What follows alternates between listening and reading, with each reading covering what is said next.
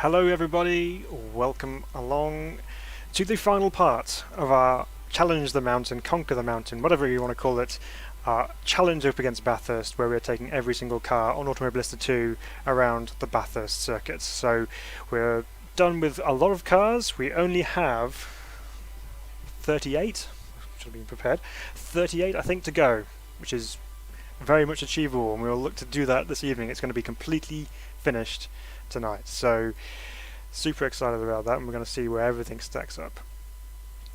But welcome along, good to have you with us. Welcome to our teammates who have hit the red button below, so you can do that. If you hit the red button as well, you can become one of our teammates, so welcome along. I hope you enjoy the stream this evening.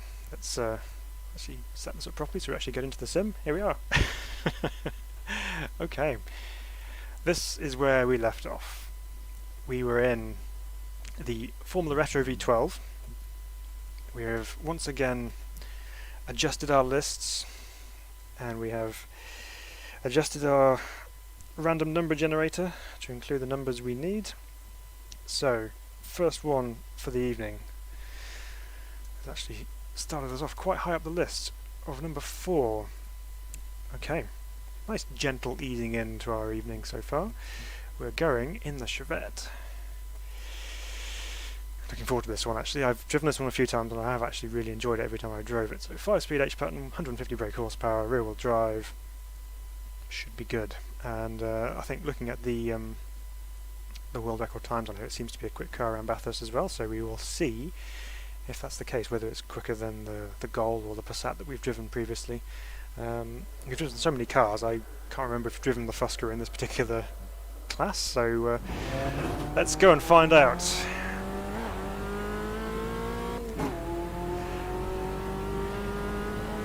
This little touring car should be good fun over the top of the mountain, I'm thinking. So we're not going too mad on pace straight away. So hopefully a nice easy break in.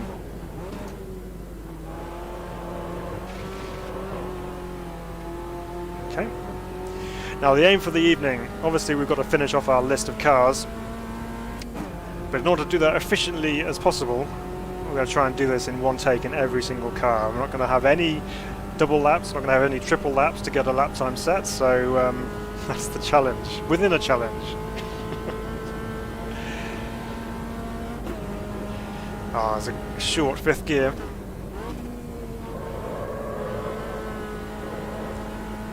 Moves around nicely underneath it, but predictably, which is good. As usual, going up the steep incline, the revs drop.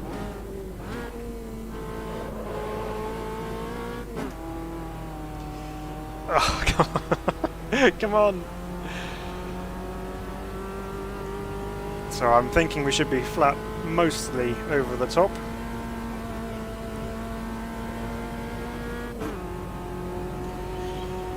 There we actually get into 5th gear as well, I wonder. Just a little bit of soaring at the wheel just to control the car slightly. It's fast through there. Okay, now the descent starts. This is usually the place where things come unstuck, but we're going to try and avoid that tonight. Probably 2nd gear wasn't the go through there.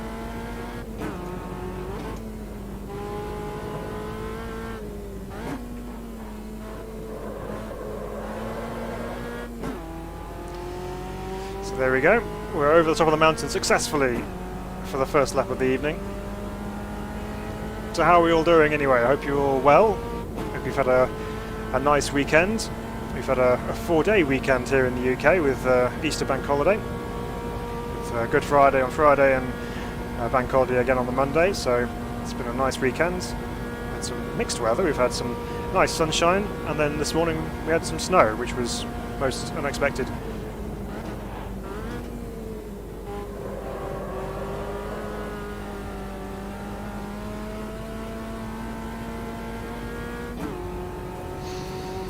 You may have noticed I'm harnessing my inner Australian today because I'm wearing a shirt which has Brabham colours on it.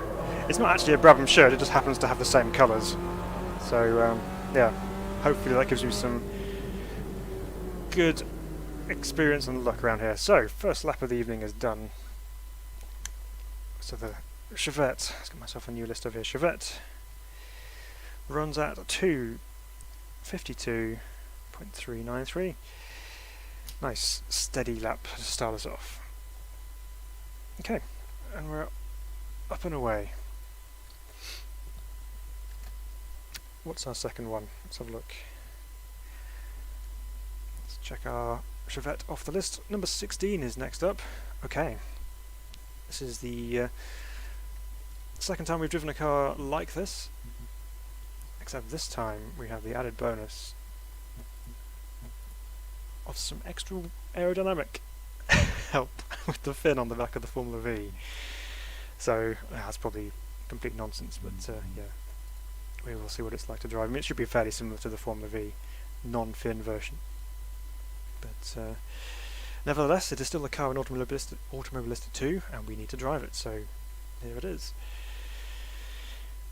4-speed gearbox, a monstrous 96 brake horsepower, but pretty edgy to drive. Once again, treaded tyres. And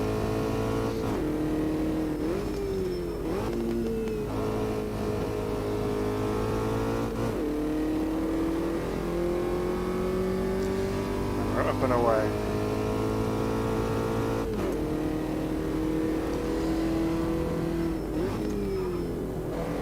Third gear for the first corner. It's going to leave it in that because it's probably just too quick for second gear. Use our one remaining gear as we cruise our way up the straight.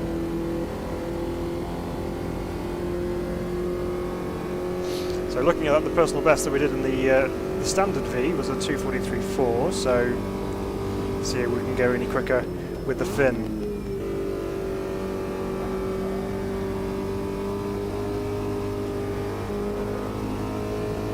All about keeping that momentum going, especially up the hill.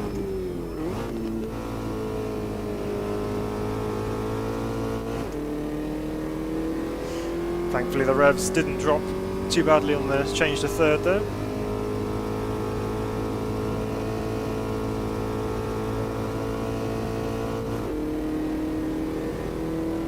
Use all the road on the run-in to this left-hander.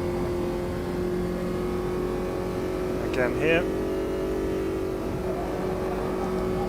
Car didn't particularly want to turn over the crest there, but we got there eventually.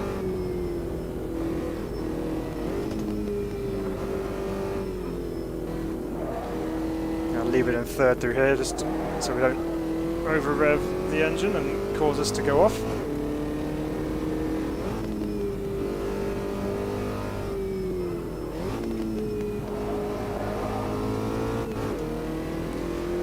Neat and tidy over the top actually this time, which is good.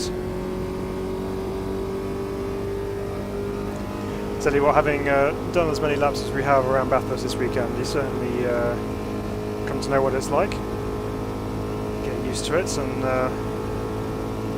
know where to push and where not to push, especially down the hill, because the only thing you'll be pushing is into the wall.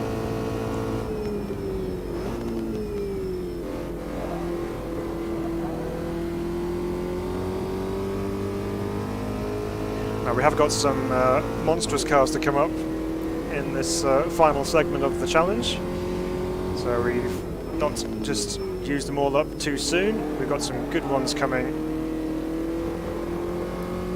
which I'm very excited about driving on here. And there we go, the aerodynamics has worked wonders there. 2 minutes 40.5. So Formula V. 2:40.542 the fin. Let's just check that previous Formula V time. which I think was on part 2's list. Let me have a look here. Yeah, there was, yeah, 2:43, so 3 seconds quicker, and we've jumped to the top of the timetables with that. Look at that. Maybe the fin is quicker. Okay, cool. It's a good start to the evening. So, 2 down. Next one. Didn't move very far. Car number 15. Okay, so our quickest lap time of the evening is soon to be trounced. Where are we? Formula V10 Gen 2. Yep, let's make sure that's right. Yep, the Formula V10 Gen 2. Okay, this should be a fairly quick lap. Considering the other V10 car we've driven is the McLaren MP412, which is right up there at the top of the timetable. I think it's currently sitting 3rd quickest overall, which is quite impressive, so this should be somewhere in the region of there. But it's definitely going to be a sub 2 minute lap for early on in this particular run. Treaded tyres, like you would expect this era of car to drive on. A high revving V10.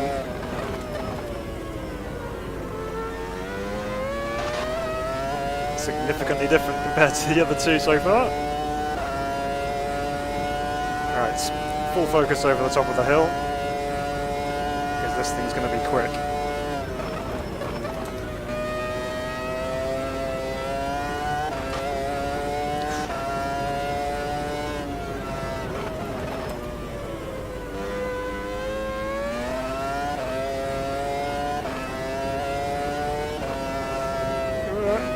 Washing out towards the wall, I had to give it a bit of a lift.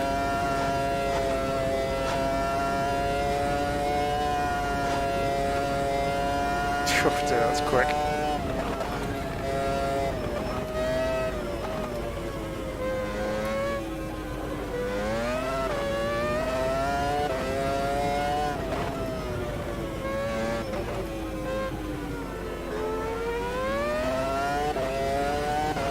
Well, we survived. It was pretty quick over the top, that's for sure. Itchy nose this evening.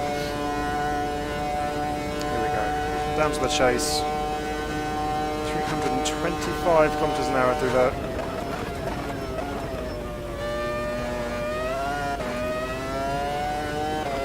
Great, a little bit too early. Better to be safe than sorry at this point. Up and over the line, a 1:38.8. That's a big jump up in time from where we were. So 1:38.884, all the 8s. Formula V10 Gen 2. That was a cool car. That was quick, but still had an element of wheel spin going on over the top of the mountain though. You still had to be careful with it. Obviously when the aero kicks in, it sticks it to the ground quite nicely, but yeah, that was a good lap. Enjoyed that one. So where does that stack up then? 38.8. Let's have a look compared to. Oh, that's put it into P2. That's second quickest lap we've done around Mount Panorama in this challenge. So that's pretty impressive. It's only a second and 1.7 seconds off the ultimate. Very impressive. Okay, we're staying with formulas for the next one, but this time it's the first appearance on the challenge for an F3 car. We're in the F301, which is a slightly older version of the F3 in terms of shape. So let's see what this one's like to drive. Formula 3, very good proving ground again for young up-and-coming racing drivers. So we've got 285 brake horsepower, 5-speed sequential box. Obviously the big air intake on the other side of the car, which you can't see on that side profile there. Yeah, slicks, wings. A good introduction to downforce cars if you haven't already driven a Formula V10. So here we go.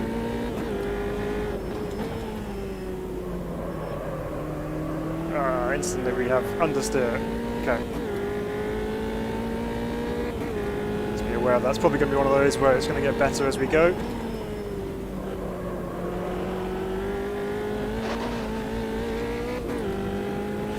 The greatest run up Mountain Straight.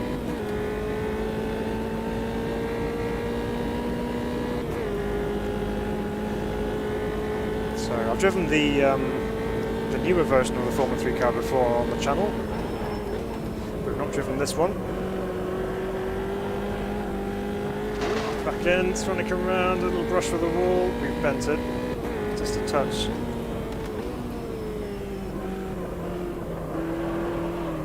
Yeah, okay. Well, there goes the other challenge for the evening where we're not going to bin it. I wouldn't have thought it would have been this car, to be honest. I wouldn't have thought it would be this car.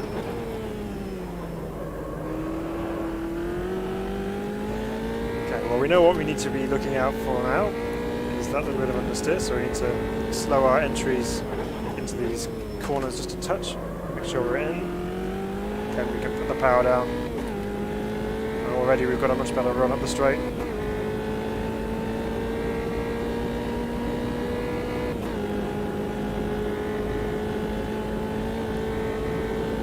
And over the crest, right, let's get it stopped this time. Really need to use that camber on the inside as to pull the car around better.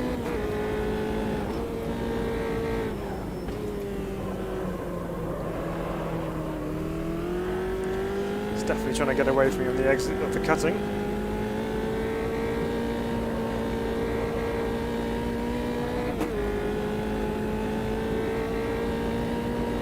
A weird look back moment then. Must have activated the toggle on my wheel.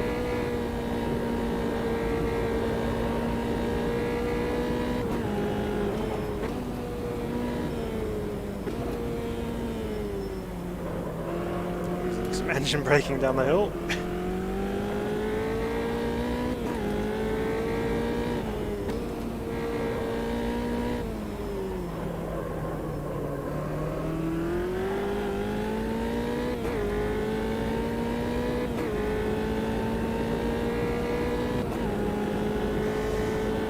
Okay, so that time we survived the top of the mountain, which is good. The other good thing is if you are going to chuck it off the road, at least be a semi-quick kind of car, so that the loss isn't too bad.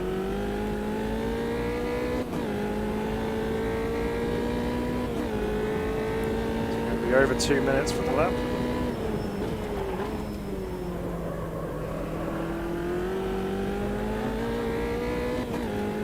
There we go, 2 minutes 7.380 for the F309. F309 to 07.380. If you are just joining us for the first time in this challenge, I am using my trusty notebook to record all these times. It's super high tech. Nothing but the best. Okay, so Formula 3, first one of those done. Next, jumping a bit further down the list this time. Okay, this is a little bit different on the spectrum. So we've driven the race version of this car, but now we're in the street version of the Ultima. Yeah, okay. This could be fun. The race version was quite loose. It was well, it had plenty of downforce, but it was moving around quite a bit. So with this one, with obviously probably treaded tyres on, a similar amount of horsepower, this could be a bit hairy, to be honest. But we'll see what we can do. It's obviously not going to beat the time of the McLaren F1 supercar street car version that we drove around here. In fact, we're not even going to get it stopped for the last corner. Okay, be aware of the brakes, they are not as good.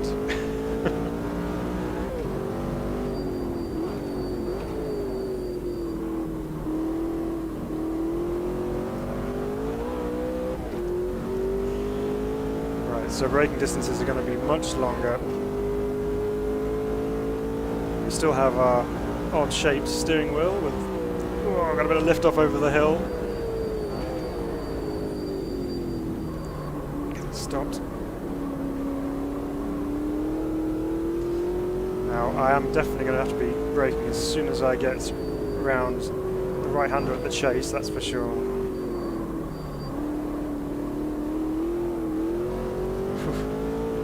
Tippy toes coming up the hill.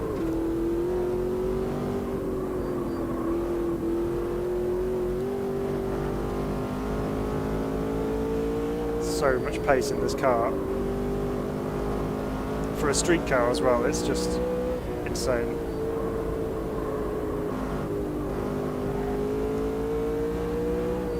Okay, get on the brakes early, coming down the hill.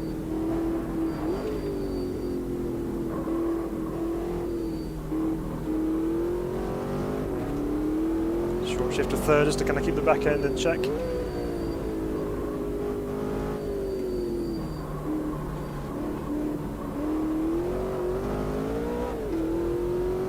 Okay, it's good. We made it through.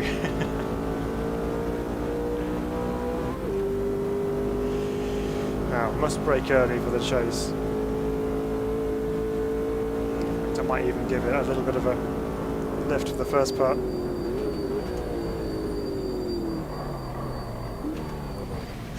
Even then, straight off. Ah, no. Right, okay, that's going to nullify our time. This is not what we needed. We didn't need any extra any extra laps. Right, this time.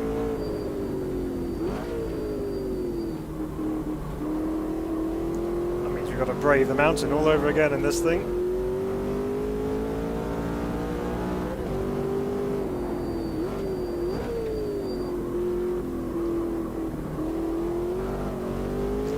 Sometimes a second chance does work well. It's just so fast in a straight line, this thing.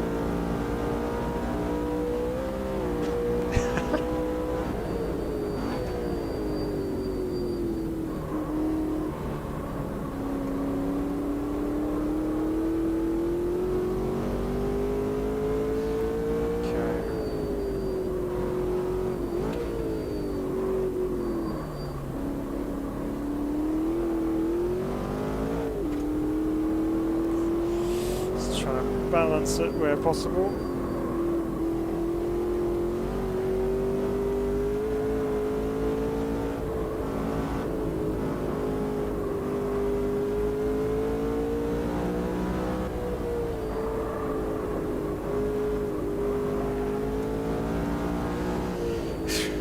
Really have to concentrate driving this thing.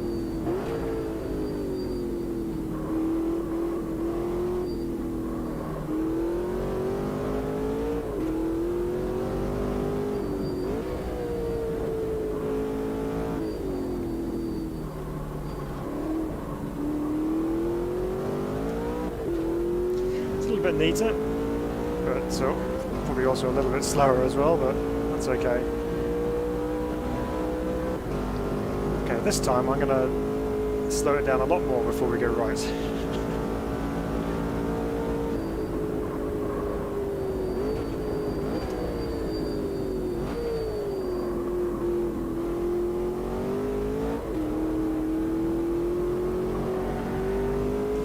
Made it.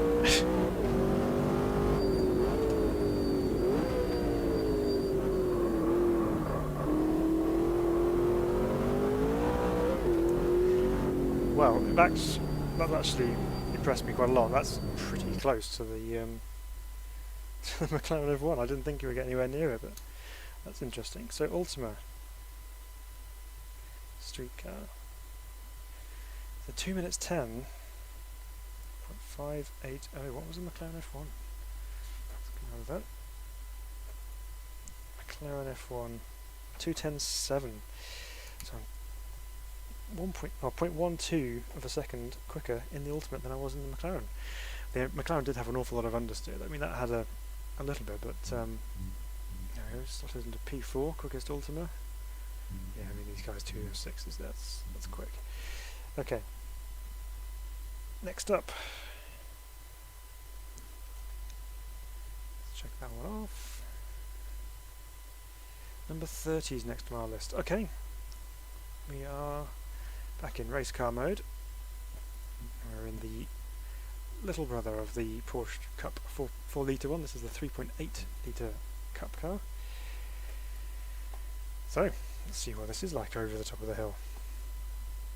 The unique balance of a rear-engined Porsche with a fair amount of aero, a big wing on the back, slick tyres, and of course the wonderful noise of a flat 6, which is going to be nice to hear over the top of the hill. There we go.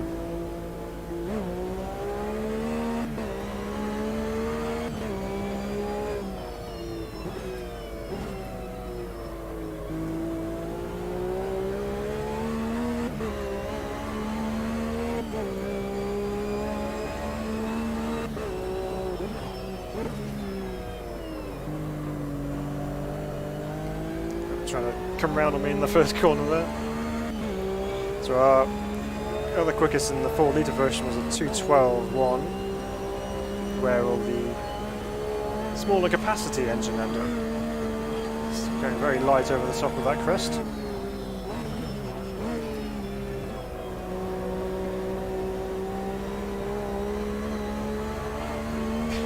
Just balancing it on the edge through there.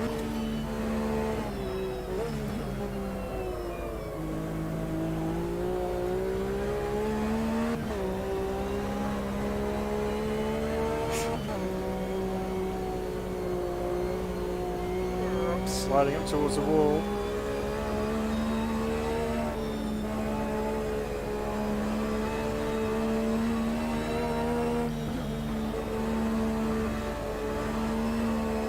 Oh, this thing moves around quite a bit.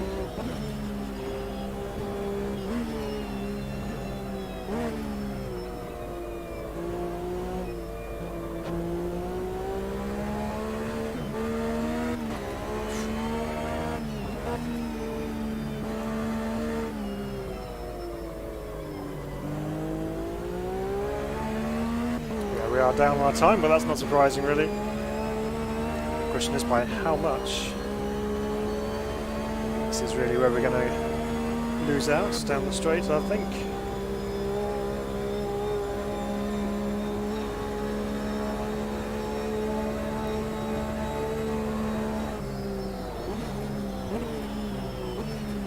Very, very skittish on the brakes.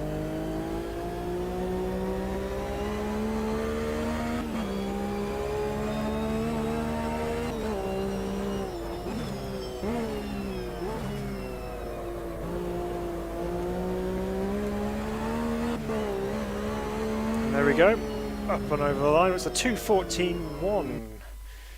2:14.1. That's pretty cool. Right, so what was the other one on? 2:14.115.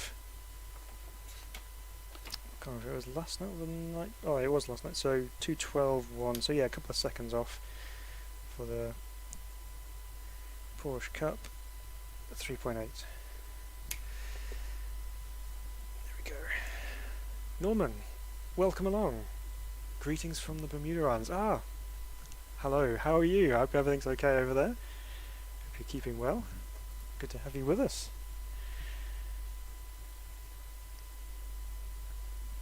Hopefully it's nice and warm for you. I'm sure it will be. Okay. Number 18, next car on the list. Okay, back to the single-seater mode we go with a slightly older machinery this time. So, Formula Vintage. Was it Gen 2 Model 2 is what we're on. So this one, Model 2, that's this one here. Okay, so we got our Brabham BD26 time to chase on this one. Oh, no problem, don't worry. Glad you could join us. Hoping you could test the Sauber Mercedes Monster. Well, Norman, we've had 3 parts already to this challenge, and the Sauber has not come up yet, which means that as this is the finale, you're going to get to see the Sauber Mercedes around the top of the mountain, which I am super excited for. So, yeah, you will definitely see that.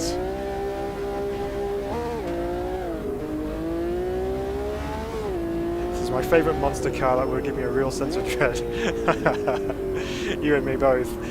Definitely. It's going to be fun. This thing, in the meantime, is already giving me signs that it's going to be a wild ride over the top of the mountain.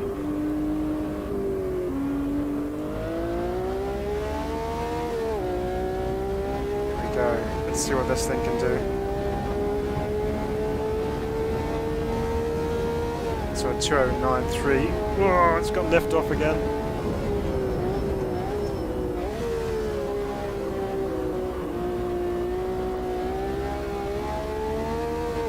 Sliding this thing around over the top is going to be fun.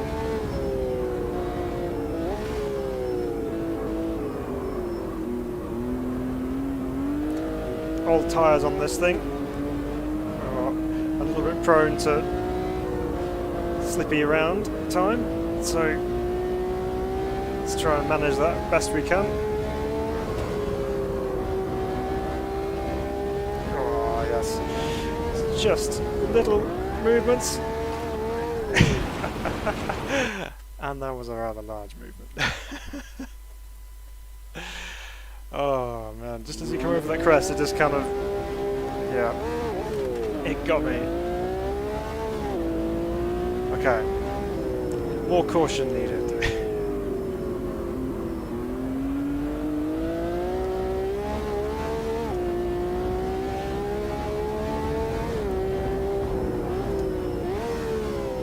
Let's try this again.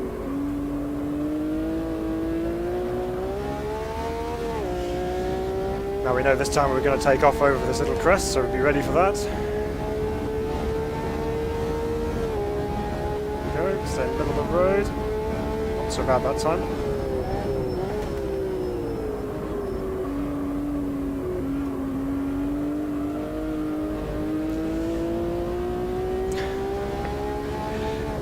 Just trying to keep a handle on it is the challenge in itself.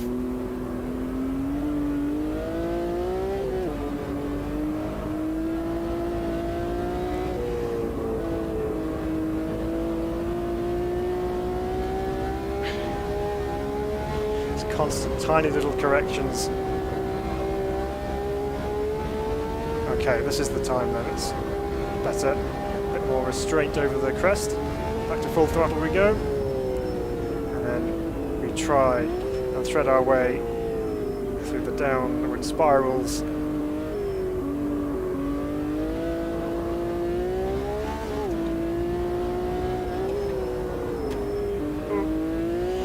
Just a little clip on the wall, hopefully not too bad.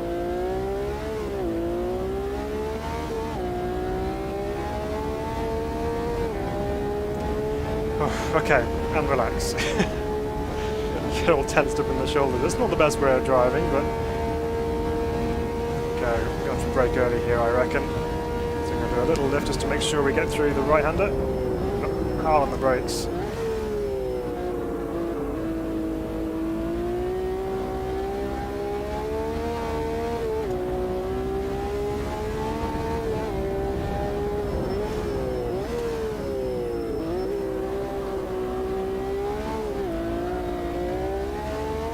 That power, there we go, a 209.7.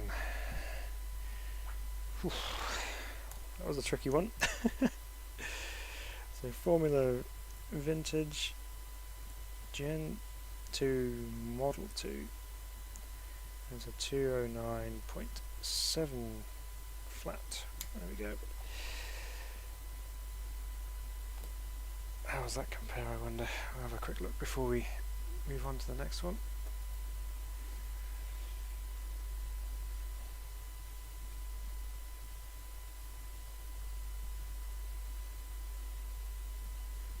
it kind of end up? I think it's probably slower. Yeah, so it's about 4/10 slower than the Brabham. Not much in it though, considering. Definitely more time on the table to be had with that one.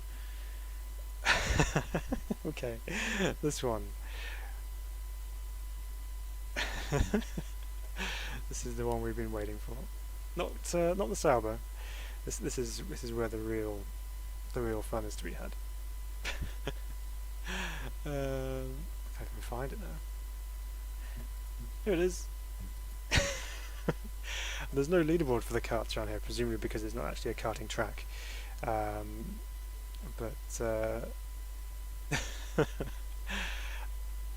We still got to drive it. It's a vehicle in Automobilista too, so we still got to drive it. This is a seriously evil track for the unaware sim racer. I do like it for that reason. Yes, it is very unforgiving, very very challenging. Funky, welcome along. Evening. Have I missed any standout cars? So far, I'll give you the rundown quickly. So we've had the Chevette, the Formula V with a fin, which was quicker than the non-fin version. We've had the Formula V10 Gen 2, which went second quickest overall. We've had Formula 3 F309, the Ultima Street, Porsche Cup 3.8, and we've just had the Formula Vintage Gen 2 Model 2, and now we have reached the pinnacle. We are in the rental kart. Just in time. I knew, I was waiting for it, I was hoping you were watching because I knew you'd be ready for this. Okay, here we go.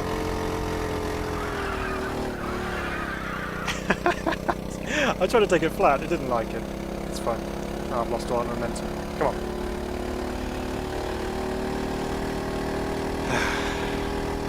So, this is the point in the evening where we get to have a really meaningful conversation about life in general and all sorts of things that require discussion because we have nothing but time as we cruise up Mountain Straight.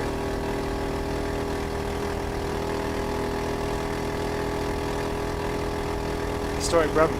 Yeah, the historic Brabham, it's not really a Brabham, but it was similar kind of vintage. It's one that Riser had created, and yeah, similar kind of era. It's yeah, definitely one of my favourite eras of motorsport. I love anything from the 60s, 70s, and 80s, and I just love historic motorsport in general. It's really, really fun. So much variety. Come on, don't die.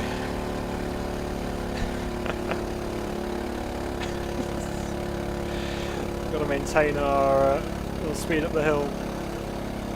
We'll go on this side because it's not quite as steep. Maybe. Here we go, flat out through the cutting. Oh, only just. Nearly had to lift there.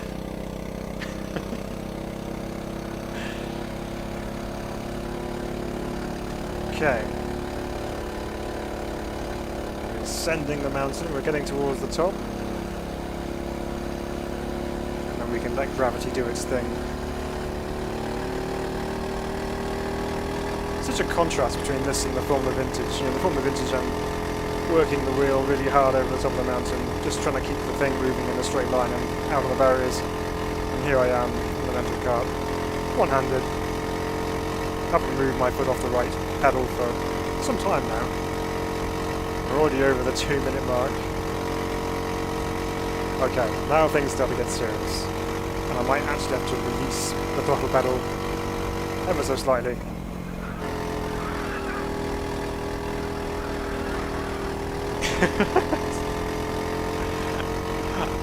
Are you brave enough to take the chase flat out? Ooh, I don't know if I dare.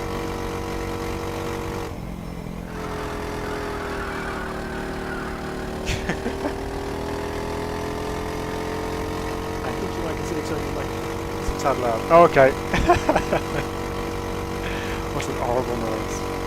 It's just like the golf buggy we were in today, wasn't it, David?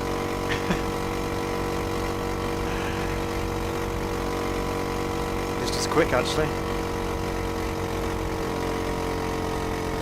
So here we go. Ticking over the 3-minute barrier. Smashing through it with plenty more tarmac left to cover.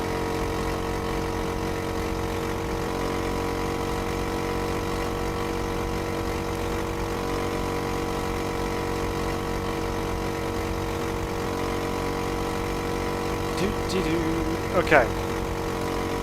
Oh, did we go through the chase? I missed it. I think we're a flat anyway.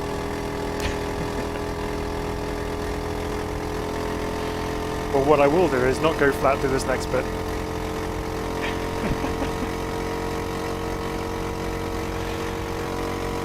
Okay, limited steering lock.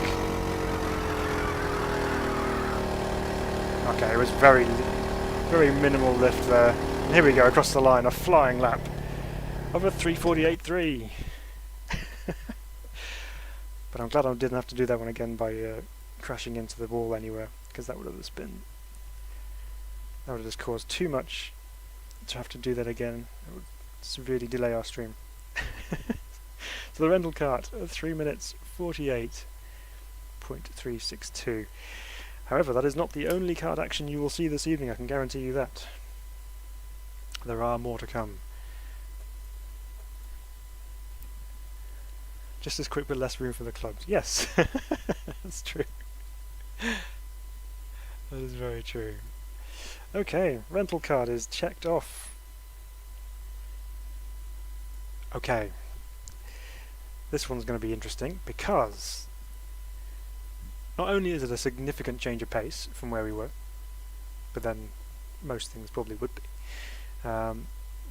Now is the opportunity for us to try out, for the first time together on stream, the new Lotus 79, which has just been released for Automobilista 2 in the Formula Retro Gen 2 class in its beautiful JPS livery.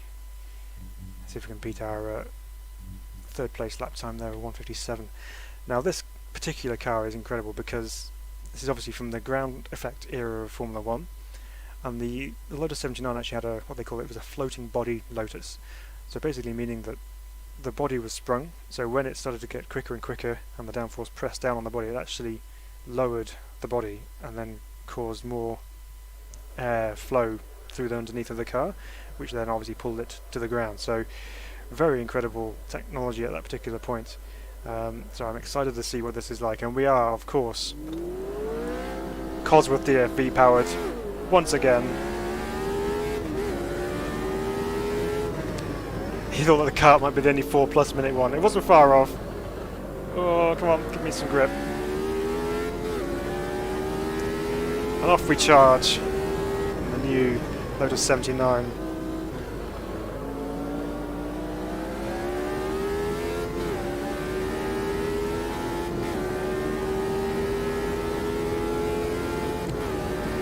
Already a long way ahead of the kart. What's this going to be like over the top?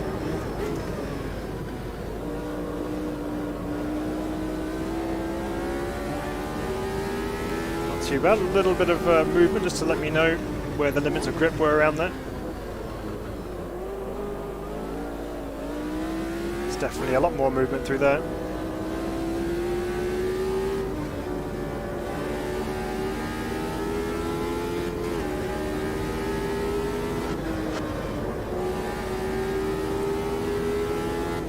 Such an evocative noise, the DFV.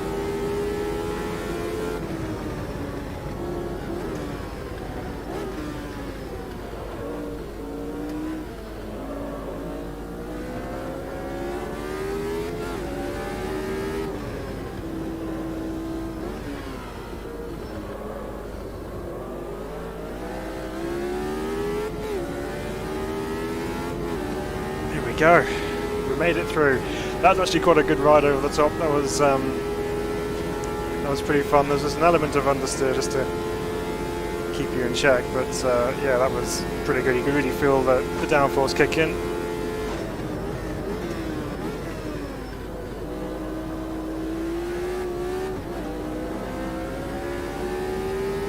Should be able to blow through this track in the Lotus. Yeah.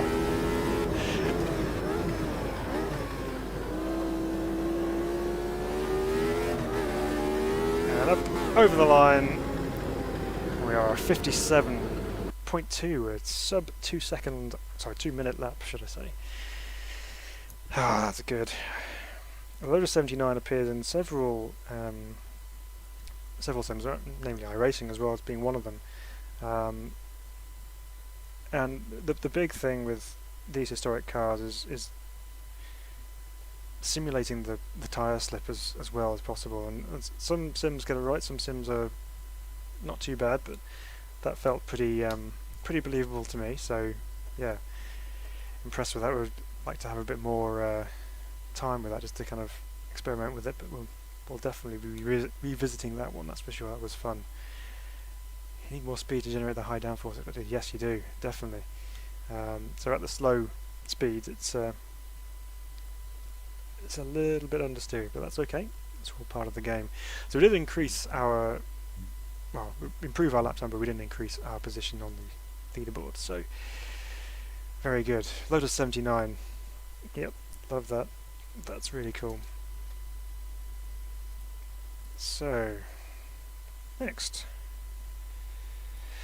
Okay. Yeah, under two is pretty good for that kind of era. It's good. Prototype racing, we're going next. We're going to the slowest of the prototype classes, the P4 class, and we are in, make sure I get this right, the Metal Mara MRX Duratec. So we drove the S2000, the other car in this particular class, which is one of my particular favourites.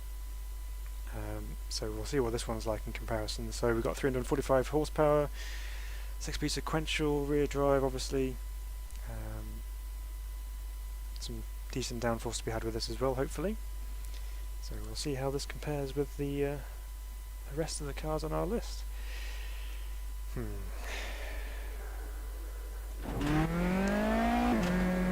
have a wannabe Lotus red steering wheel in front of us.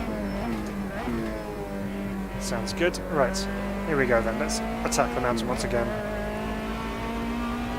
Has anyone told me in the past that I resemble Jensen Button? No, they haven't. You're the first person to mention that. But I will certainly take the compliment.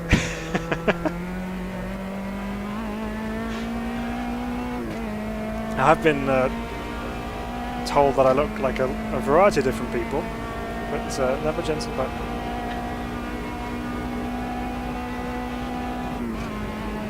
Good, we have got 6 gears, that's nice to know. Right.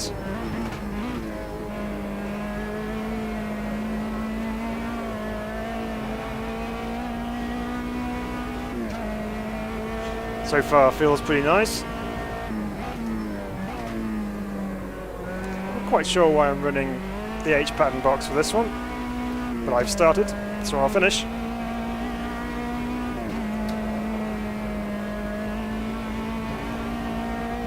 Tell you what, these P4 cars are actually probably my pick of the prototype cars to drive in Automobilista 2, just because they have a really good balance of power versus mechanical grip versus downforce, and it makes for a really entertaining drive. So yeah, love the P4 class.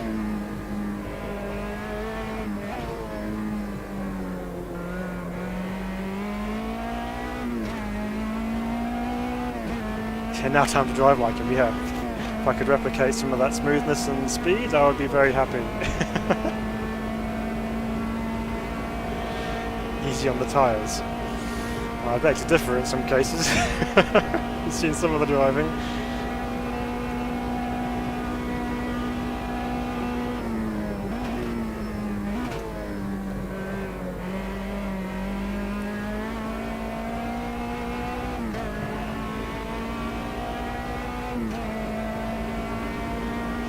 Okay, down to the last corner. Missed the apex by a country mile, but we're through. And it's a 2:15.040. That's a cool car, actually. Like that. Like that. Okay, so 2:15.040. How's the other P4 card as for reference. So many cars on this list here, it's getting harder and harder to find the one I'm looking for.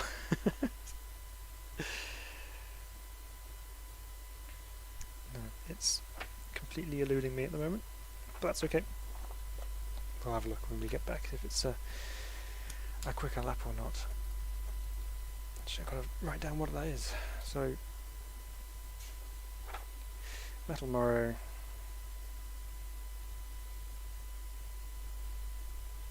Honda P4. Oh, is it Honda? No, it's Duratec, isn't it? Yeah, MRX Duratec. MRX P4. Okay. Looks like it's the car to beat around Bathurst with all these people setting quick times in it. What's next? What is next? Didn't move much. Ah. I did say there was more to come, and they have arrived. We're back in the karts, and this time we're in the shifter karts, so should be a bit more pace to this one.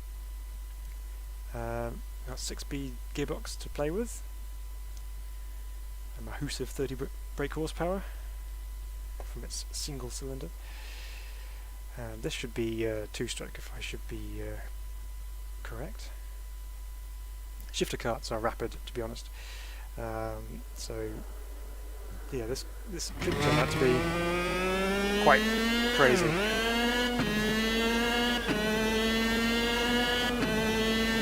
Okay. Obviously they're quick on short circuits, but on big tracks like this, the speed is slightly hidden.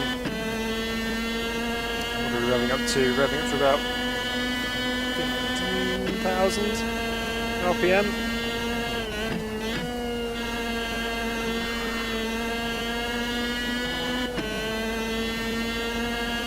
Did you purchase the full package version of MS2, or are you making purchases as you go? So I got the base game, and then I've added on as we've gone. So yeah, that's the route I've gone down with it.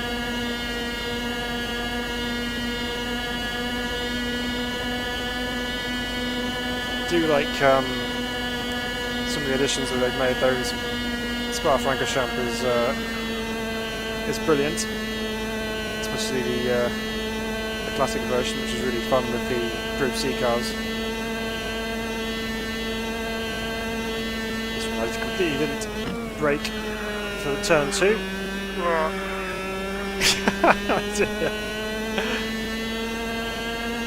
Just forget, you don't put that much steering lock in on one of these things.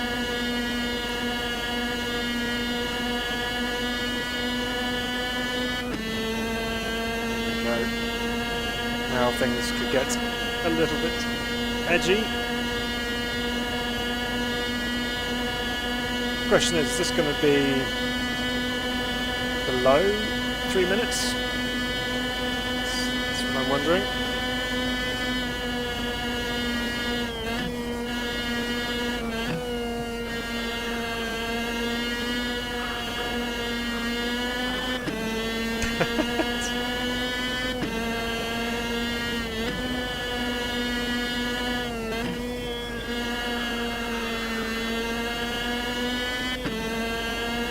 Here we go. We've made it over the mountain, and now we wait for the next corner as we detonate our 2-stroke motor by sitting on the rev limiter for so long.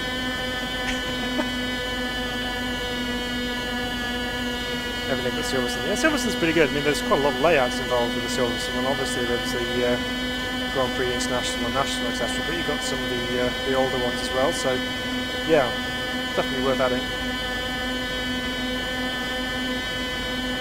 Okay, little break. Not much. Probably could have taken it quicker though. We haven't got far to go, and we're almost at the line.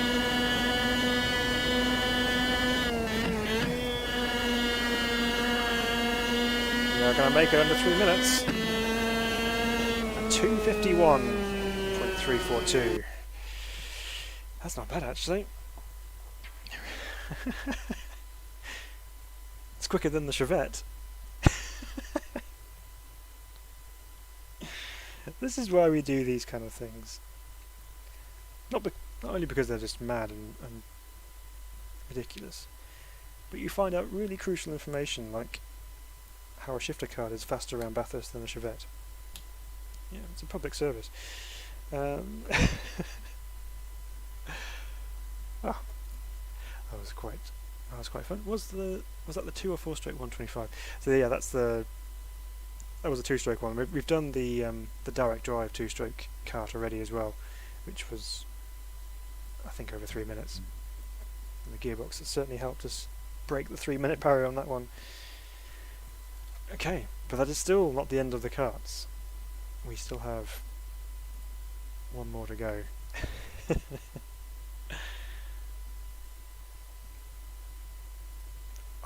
I knew this was coming. You know, I get to experience with me one of the most challenging cars to drive in Automobilista 2 that we've discovered in this in this challenge so far. We're back in the first car. This is the hot car version. This is the hot car 2 version, which, from what I can tell, main differences being is that it has. Has it got any different power? Any different weight? No. The only difference being is that it has a slightly higher front bumper. So, pretty much no difference whatsoever. So, let's click start. Otherwise, we'll never get to drive the thing, will we? I've driven historic silvers in GT1 Championship mode. Yes, that is a good thing that you can drive in the championships, the offline ones with the DLC tracks if you haven't actually got them. So that's good. You could just keep repeating the weekend and just keep driving. Okay, so previous hot car. That record was I didn't quite see that. It was 2 minutes 36.9. So yes, the Fusker is back. Have I learned? Is the big question. Have I learnt from my previous errors? I can answer that straight away by saying no. No, I have not. Okay, come on. Remember, this is not a kart. You can't go flat everywhere. This is not a high downforce single-seater. You cannot go flat everywhere. You also cannot turn into a corner and expect it to grip. Come on! What I am glad is that this is happening before we've even started the lap, because it gives me less time wastage. I have to slow down to an absolute crawl to guarantee that I'm going to get through there. There's got to be a technique to driving these things like this. It's definitely heavy rear end antics in this thing.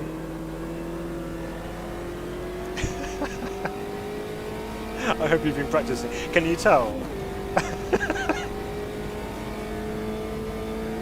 Yes, I've been putting endless laps in, and this is where I've got to.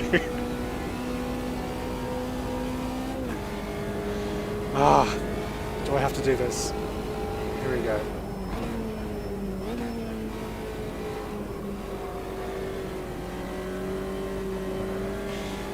I don't care that I missed the apex. I care that I survived.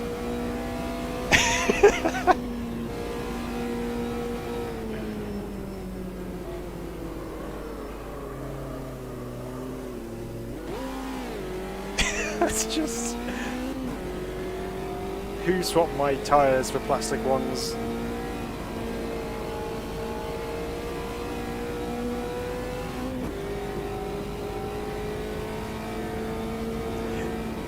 My tip is, if you want to go fast in the hot cars category, don't choose the Fusker. Go with the Passat or the Gol or something. Okay, this is where I do not wish to become unstuck.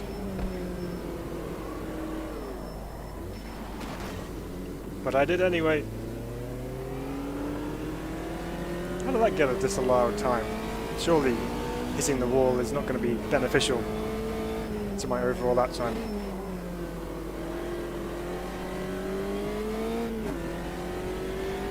not doing it again.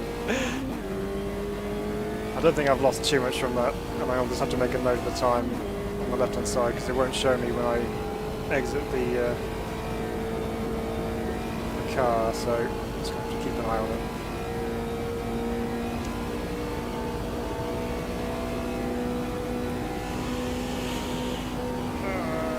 And on the brakes early.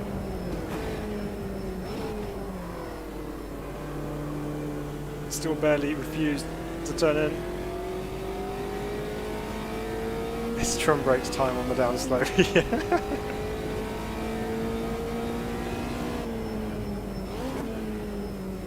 Okay, let's get through this final corner. 2:43.433. Write that down before I forget. 2:43.433 with a slight nudge on the wall. Let's get HC2.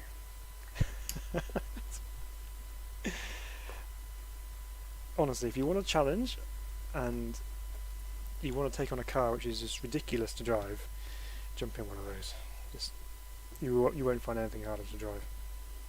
Sim racing world.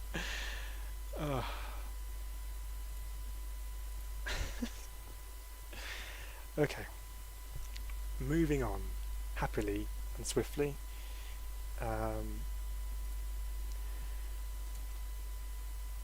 Okay, we've got from the classic Gen 2 Model 2, so V8, 600 brake horsepower, 80s-ish single seater. Now this I'm expecting to have more grip. Even though it's got more power, it's going to have more grip. It's got to.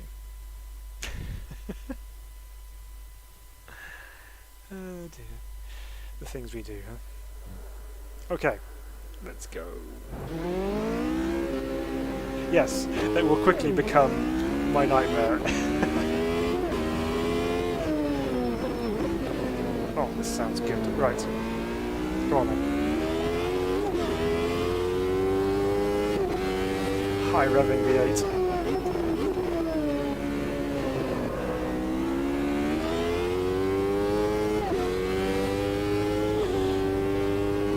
We're already flying away from the Fusca, left behind us in the distance.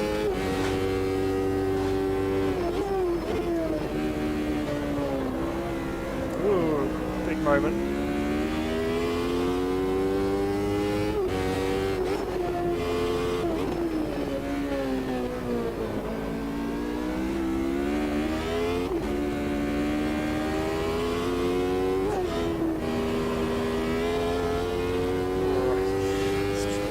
Concentration levels are pretty high. Don't want to go too close to the wall. That was a really poor run through there, that's for sure.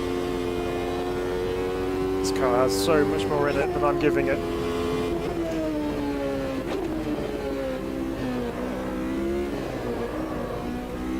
Oof.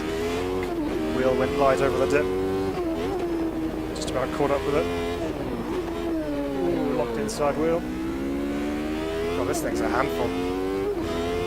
But not quite a Fusca handful.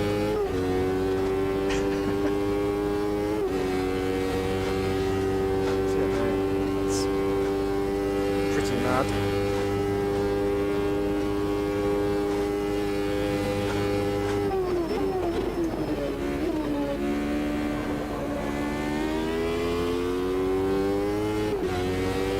Just being a little bit cautious there. The Beetles ruined me.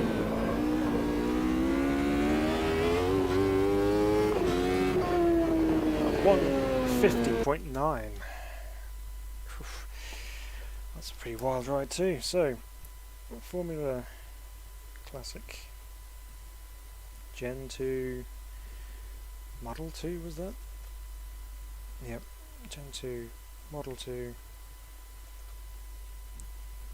150.960. Not a bad lap considering it was incredibly half-hearted, I suppose, over the top of the hill. It wasn't full commitment. Don't think I dared for that one-off run. Okay, that's that one done. Next, it's time. Norman, I hope you're watching this, because this is for you. It's Sauber Mercedes time. So we've driven the 962 already, which was amazing. Really, really loved that. And I expect this is probably going to be more of the same. It's just, what can you say about this car? It's just, what a machine. Twin turbo V8, 826 brake horsepower, with an H pattern, of course. Okay, let's do this justice. We want to do this well.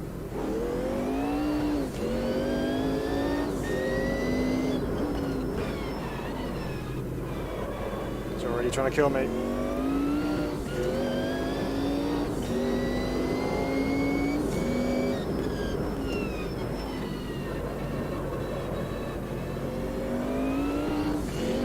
The downforce is certainly going to help.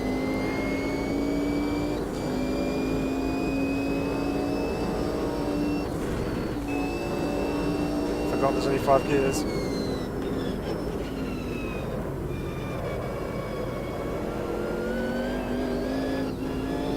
Oof.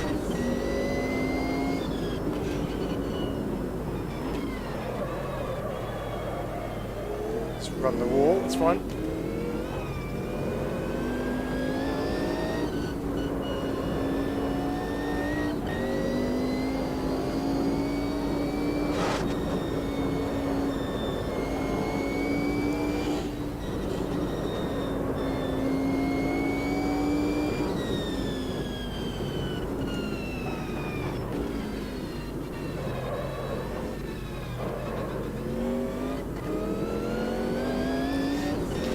Short shift just to allow us the chance to not have too many Larry moments, not that that helps.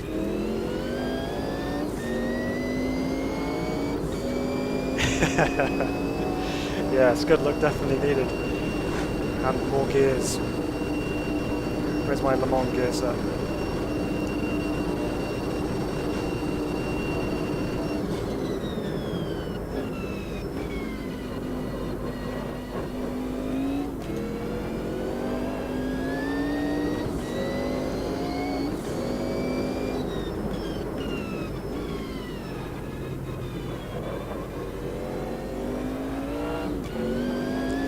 Across the line we go, 154.170. There's a whole lot more I could get out of that. Really could have extracted a whole lot more pace out of that. That run through the cutting was appalling. There's too much pace in, and then just trying to back into the corner. The Sauber C9, a 154.170. Good car. That's your tactic, short shift so the turbo doesn't kill you. Yeah! Yes. No, that was quite a hair-raising run. We're nowhere near on the pace of the top guys because we didn't adjust the gearing, but yeah, that was fun. How does that compare with the Porsche? It was quicker. So the Porsche was a 155.5 and the Sauber 154.1, so a good 1.4 seconds quicker than the Porsche, which was pretty cool. Even with that fifth gear not working for me.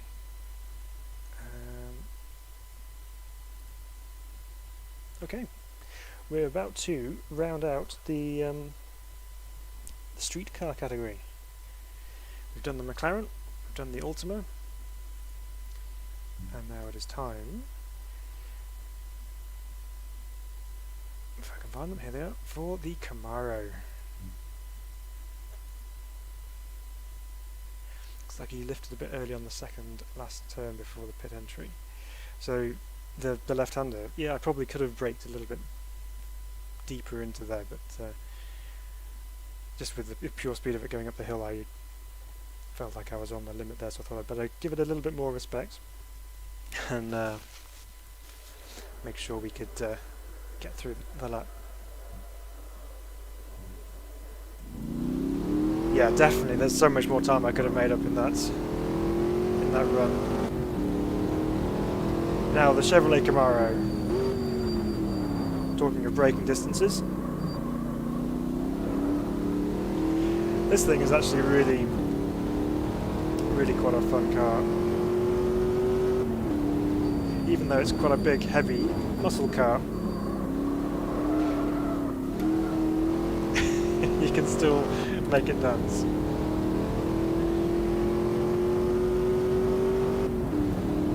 And this is obviously going to have road gearing, which is made for cruising around and saving fuel, because muscle cars are economical like that.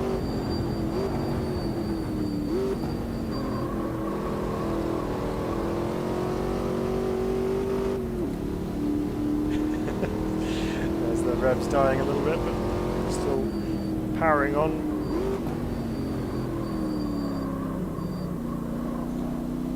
Of course, the Camaros are going to be coming to V8 supercars in the not too distant future.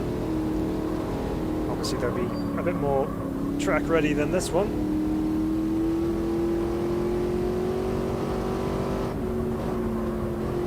They'll be taking on the already established Mustang.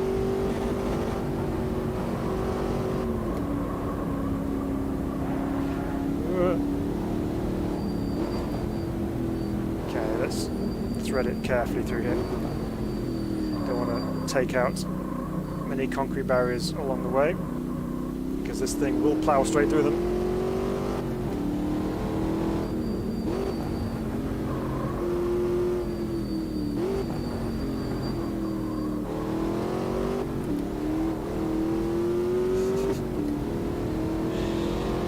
Now this is definitely not going to be up there with the McLaren and the Ultima for pace. I'm surprised by the Ultimate by how quick it was, but this one, if this one's up there as well, then I'm just going to eat my words, because I don't think it's going to be anywhere near them.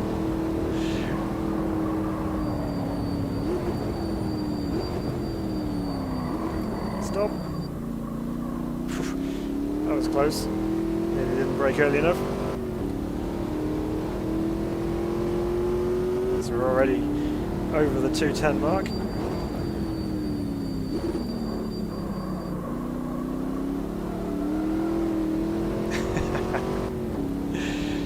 Very fun.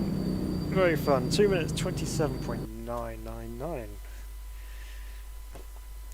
That's good. So Camaro SS.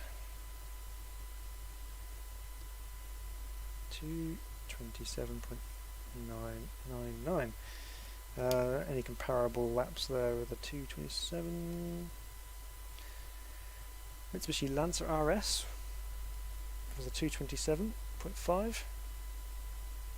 So the Camaro road car only just a little bit slower than that. That'll be down to straight line speed, undoubtedly. Okay, next. Number 23 we've done. No, I'm not revisiting the Fuss Cup. No chance. 15 we have done. 17 we have not. Okay. Single-seater mode engaged again. And the vintage time Gen 1 Model 2. This is very Brabham-ish in its looks. So hopefully the Brabham looking shirt will give me a couple of extra tenths. Do like these vintage Formula cars though, they are good fun. So here we have none of the extra additional aero help, so we just have the basic cigar tube and a couple of megaphone exhausts out the back.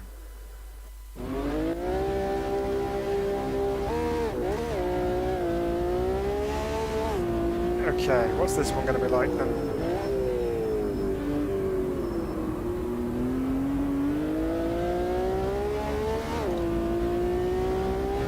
2 minutes 12.2 to beat for the other Formula Vintage car that we've driven.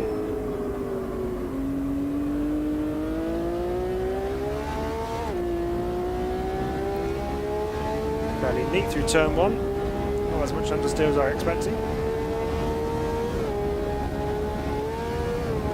But we are taking off. I think I was completely airborne that one.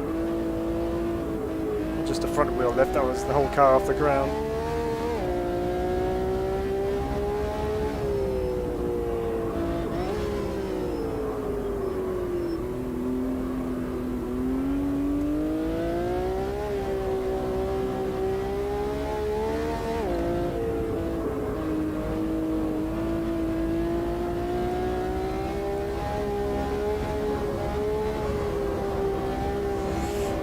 Trying to thread it through here as neatly as possible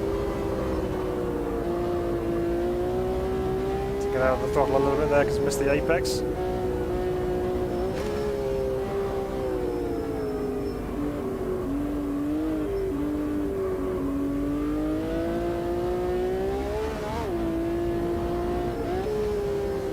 Can't go full throttle too much over the top of this thing.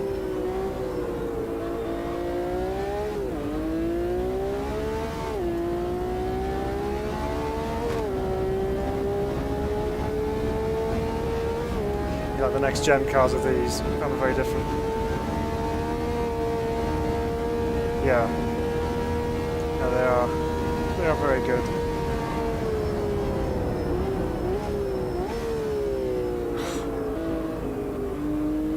Trying to wash the speed off into there is always a challenge in something like this.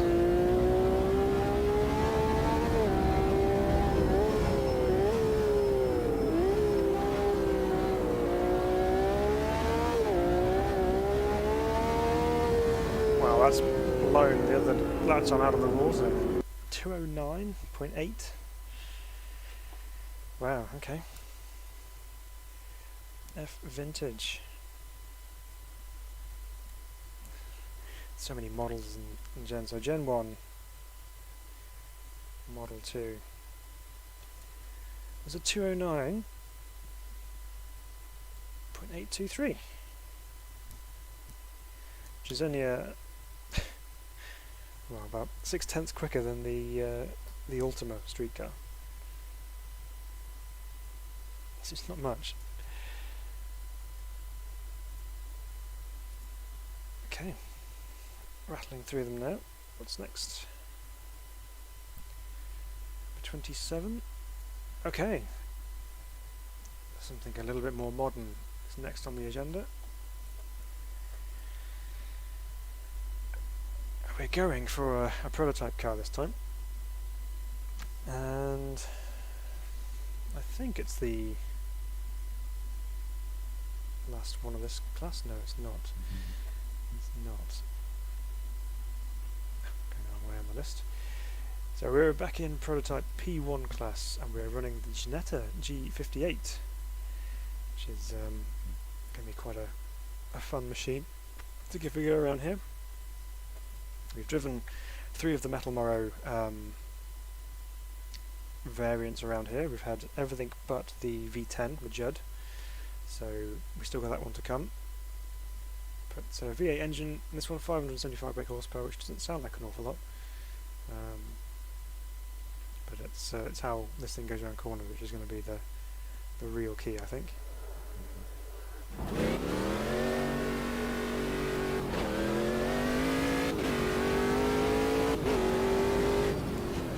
Sounds good.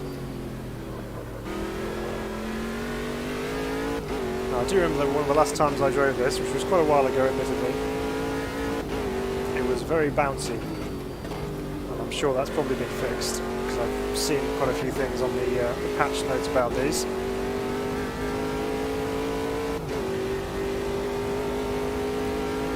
We have the Brabham B62, then B26A.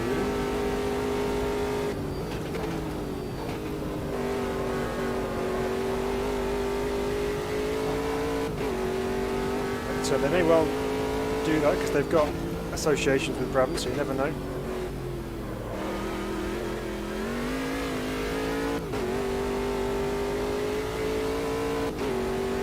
feeling a lot more secure on the road last time I tried this. It was all over the place, but a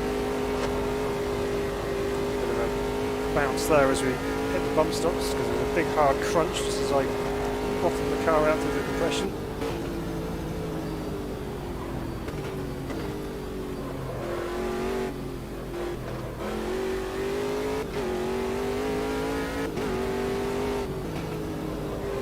They don't really run prototype cars around Bathurst for good reason, because it's just chaos.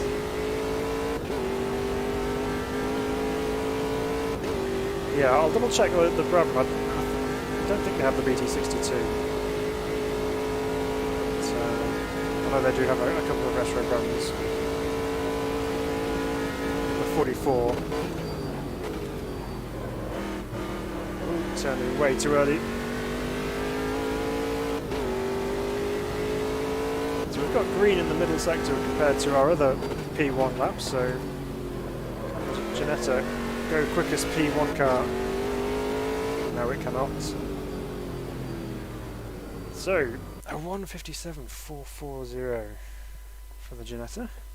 That was quite fun to drive actually. It was, yeah, that was quite nice. Ginetta G58. 1:57.440. So, another sub 2-minute lap for our efforts this evening, which is good. Okay, Ginetta G58 is done. What else have we got? Ooh. Near the top of the list, which means we are back in a Caterham. We've done the Super Light, we've done the 620R, this is the Super Sport we're going to be driving next. So let's see how this one compares. The Super Light was really nice to drive. It was edgy, it was nicely balanced, and everything on the road was really good. The 620R was monstrous in terms of trying to go sideways everywhere, but also had chronic understeer. So let's see how this one compares in comparison to those two. It won't be as quick, but if it's as nice to drive as the Super Light, then I'll be happy with that.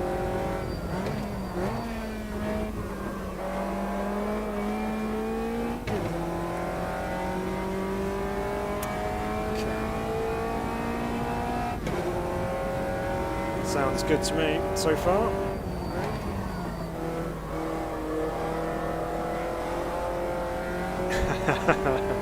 There's that nice balance out of the exit of the corner that we were looking for. So you have an initial understeer as you turn into the corner, but as soon as you start applying the power, the back end is just like, okay, give me more of that, and then we'll just take you sideways through the rest of it.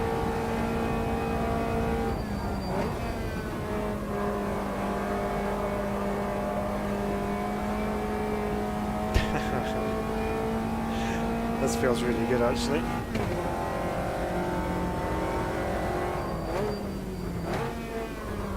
It's way too wide on the entrance to the cutting, but still hooked up the camber which we needed.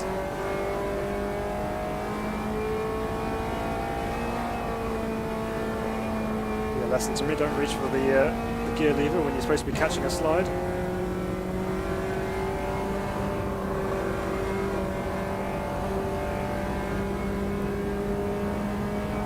Get in over the crest.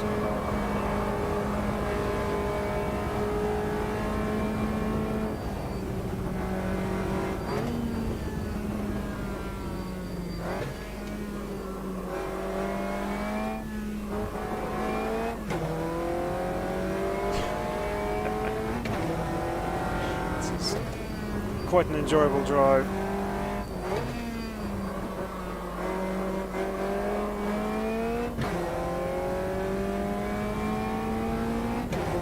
How safe? Yeah, it's probably not rated 5 stars for safety, to be honest. But we have got a roll cage over us, so probably have an element of safety involved. But yeah, you're pretty exposed driving one of these things.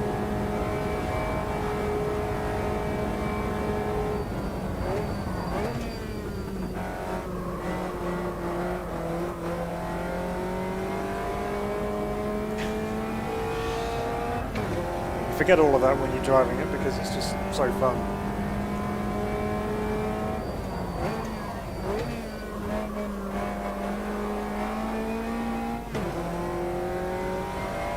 Up and over the line we go, a 2:38, 3:76. Yeah, that's good. So just as good as the Superlight, but just a little bit slower on track. So Caterham Super Sport 2:38.376. Hit anything bigger than a rabbit and you're in trouble. Yeah, catching seagulls or pigeons while you're driving along is not fun, I'm sure. Especially with no proper windscreen, just an aero shield.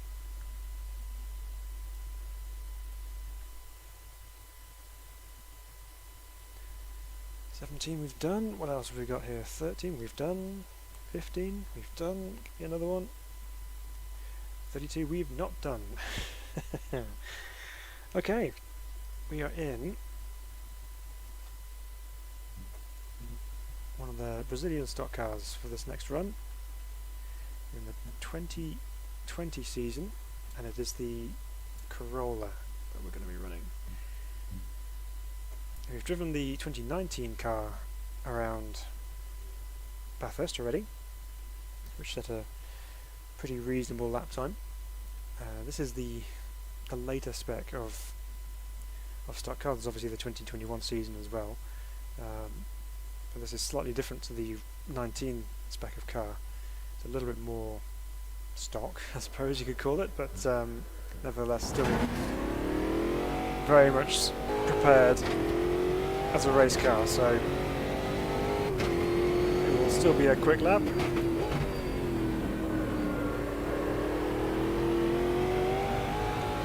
Now these cars do have such things as push to pass. Whether we can use it or not on this whole lap, I don't think so.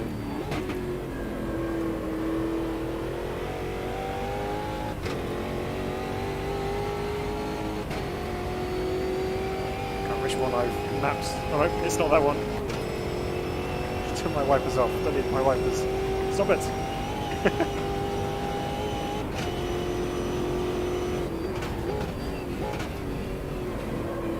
Ooh, now we're getting some chronic stutters, which is not what we needed.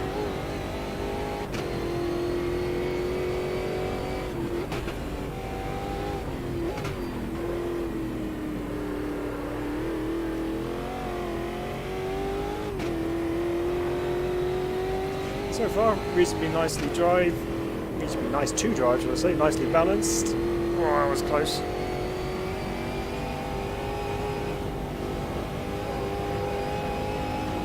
Fair amount of air on these cars as well, so you can lean on it a little bit through the top of the hill.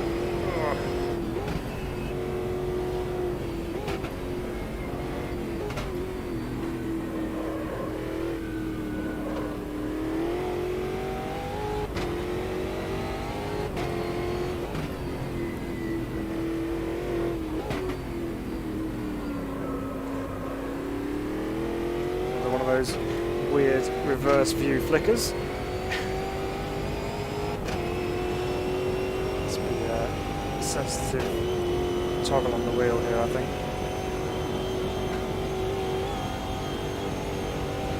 Overall, not too bad over the top of the mountain. Pretty reasonable.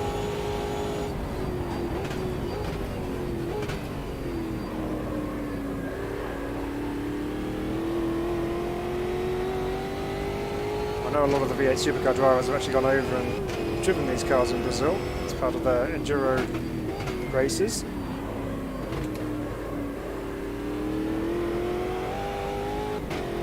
So what can they do around Mount Panorama is a 2:16.6, which I believe is actually quite a bit slower than the the 19 car that we drove. So you stock 20 Corolla, 2:16.668. So that, in comparison to, say, about a second slower than the Metal Moro P4. What else have we got on here that we can compare it to? 2 seconds slower than a Porsche Cup 3.8, and quicker than the Caterham T620R.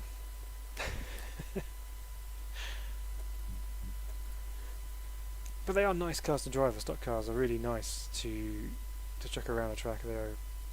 There's just that enough of a balance between mechanical grip and power to make it an interesting ride. So yeah, good cars to drive.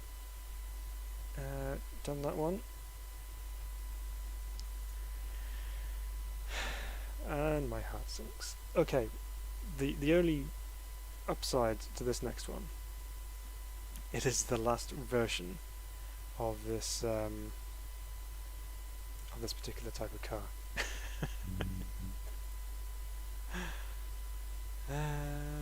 Okay, so we're in this one, the Fusca Classic FL. So our Passat there is at 244. So I'm not expecting to get anywhere near it, but if we can do it in one lap, I will be very happy, man. Zaris, welcome along. V8 supercars like 200 horsepower more. Yeah, it does have more power. But I was almost about to say that it probably has more aero than a V8 supercar, but the wings on the new ones, probably not. Speaking of wings, check out the massive wing on the back of this thing to help stick that lively rear end to the ground.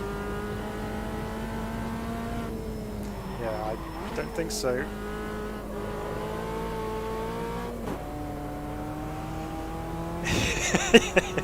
Zaris knows what's coming.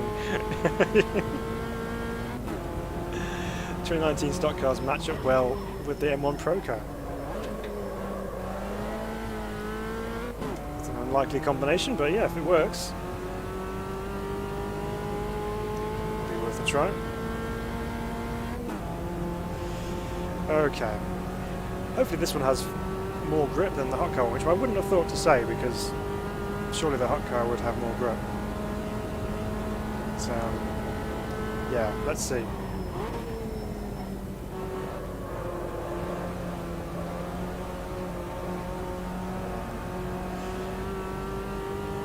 I'm not going to say it.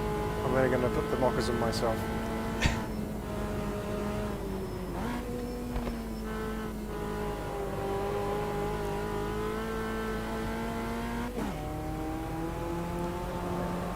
Thing is, I don't want to be just like cruising around just to kind of get it over and done with. I want to set a comparable lap time, but at the same time I also don't want to redo this again.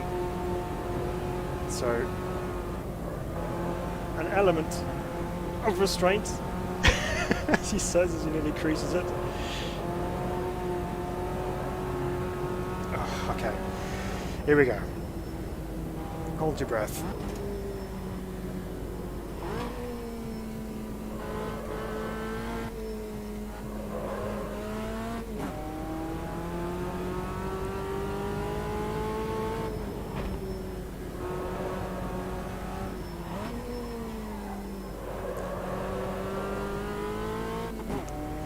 Okay, I can breathe again now. Well, at least for a moment. This one might be on slicks, you reckon? Okay. That would explain the additional grip. It was more civilized, shall we say, over the top of the hill. Oh, dear.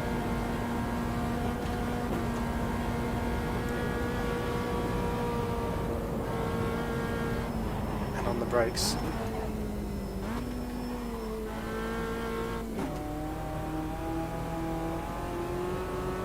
One more corner. Just one more.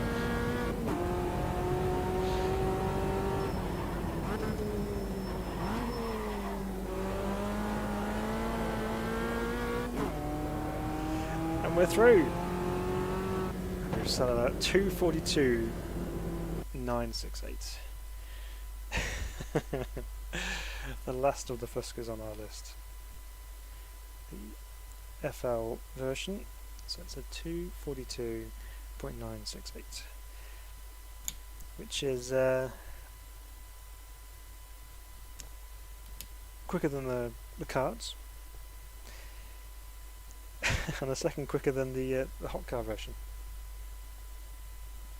So there we go. Easy. No idea what the fuss was about. I know. I added a bit too much drama to that, didn't I? That was that was a bit of a letdown.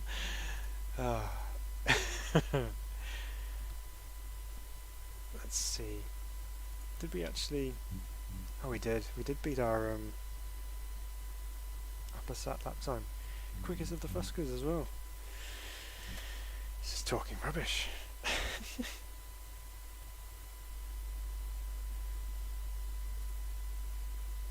Okay, well, we've actually not moved too far on our list. We are back in the previous class, but we're in the Goal Classic B. So front-wheel drive. We've done the Chevette around here, 252. That was the first car on our list this evening, which was obviously rear-wheel drive. This is now front-wheel drive. And we love front-wheel drive cars when they handle nicely. So can this one be one of those ones that handle nicely? Just going to put it out there. I'm going to write it off straight away. I'm going to give it its fair chance. I would be willing to let it win me over.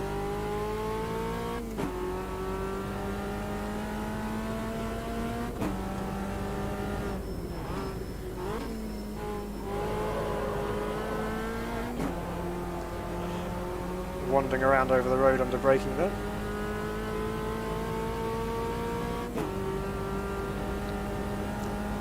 Okay, once more we ascend the mountain.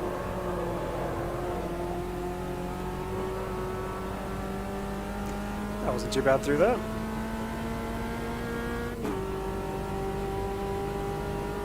Not too bad at all. Of course, this is a little bit slower than some of the other front-wheel drive cars that we've driven on here. But I'm sure it's going to be no less feisty when we get to the top of the hill with what looks like not quite up to temperature tyres, according to the graphic on the bottom right.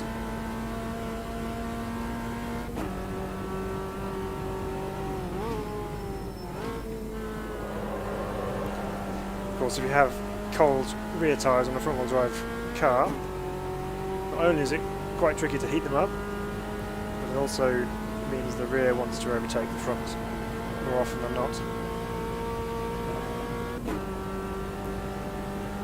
So as we're a reasonably slow car over the top of the mountain, we should be flat out through most of this. Ooh. Flat out only to keep the front end in check actually on that one.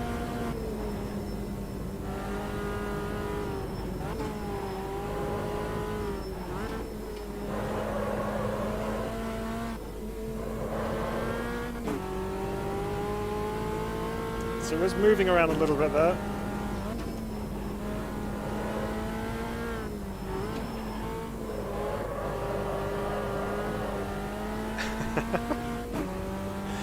Not sure that's probably the quickest way through Forest Elbow, but we'll take it.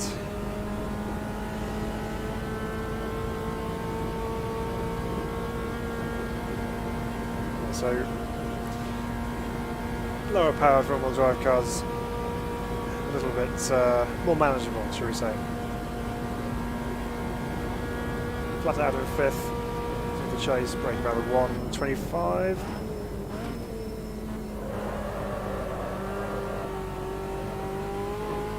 Correction midway through. It's not about being flat out, it's just us never wanting to lift.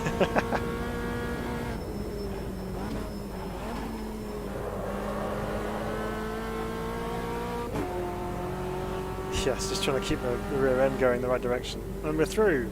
We're through the lap. 2:53.05. Goal B. 2:53.055.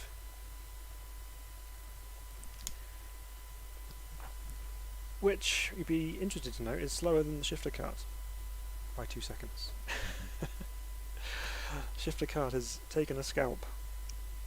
Let's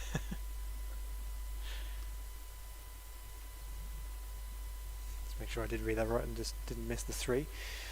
Okay.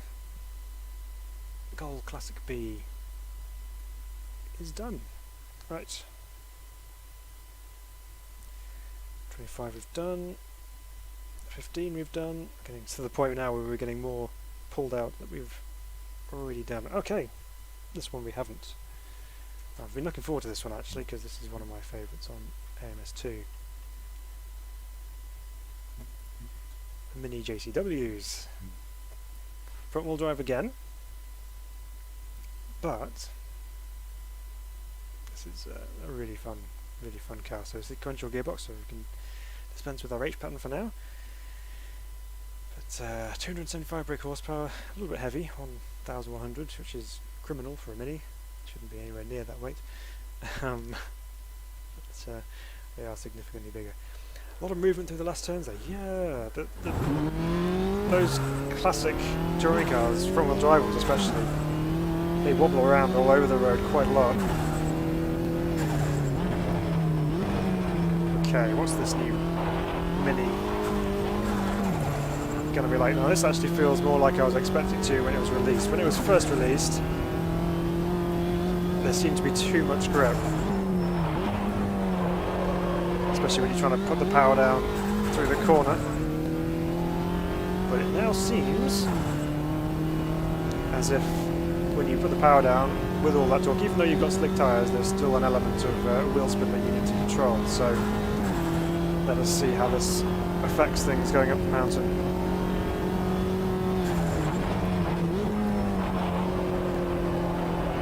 So much turning compared to the some of the other cars going through there.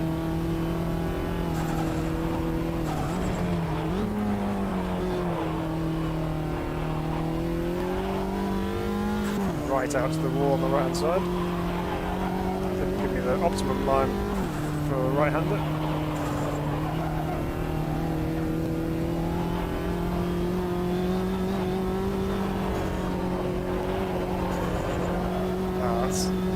That's pretty good through there.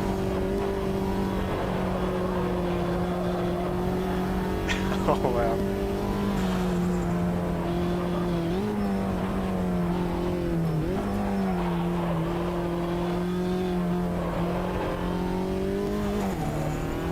God, this is fun.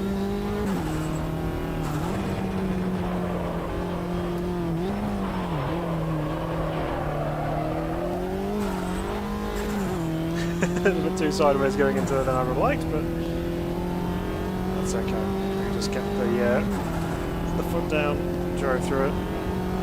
That's really fun through the top of the mountain actually. You can feel it moving around quite a bit, but not in an uncontrollable way. So that was nice.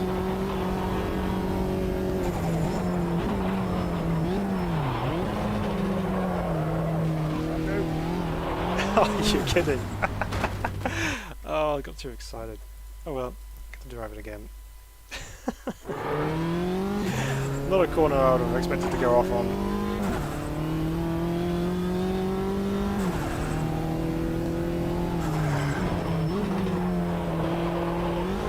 That means that we get to attack them again, but a little bit harder this time, hopefully.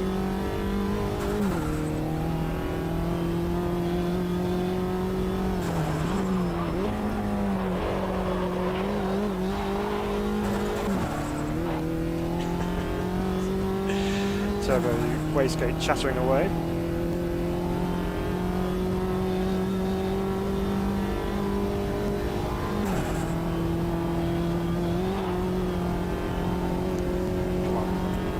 together.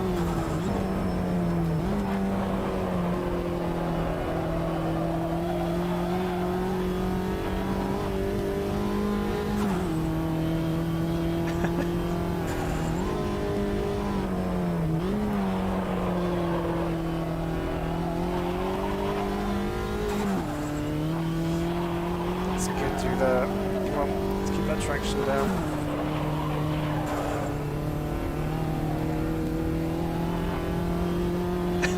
That's good. No, there's not in the same league as that. Refuse.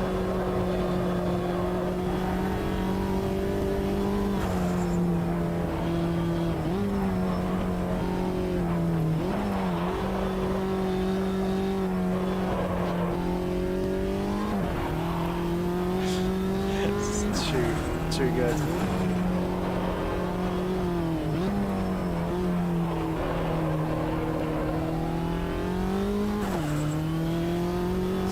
Where's the reverse baseball cap wearing Mini Cooper S as a racing car? It's not popular sometimes. It's done the Mini Cooper is very unique in its design.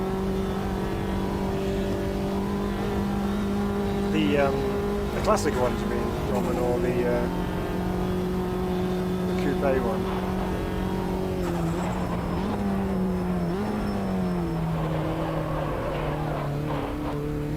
Up on two wheels. At least I got it through this time.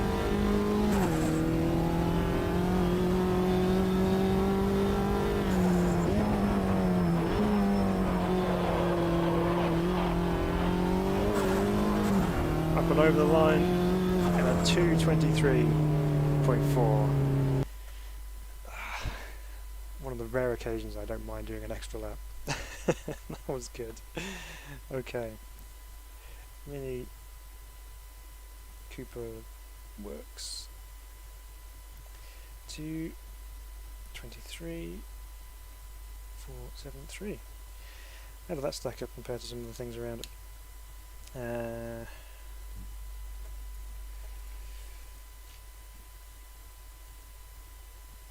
So that was actually 3 seconds slower than the Caterham 620R.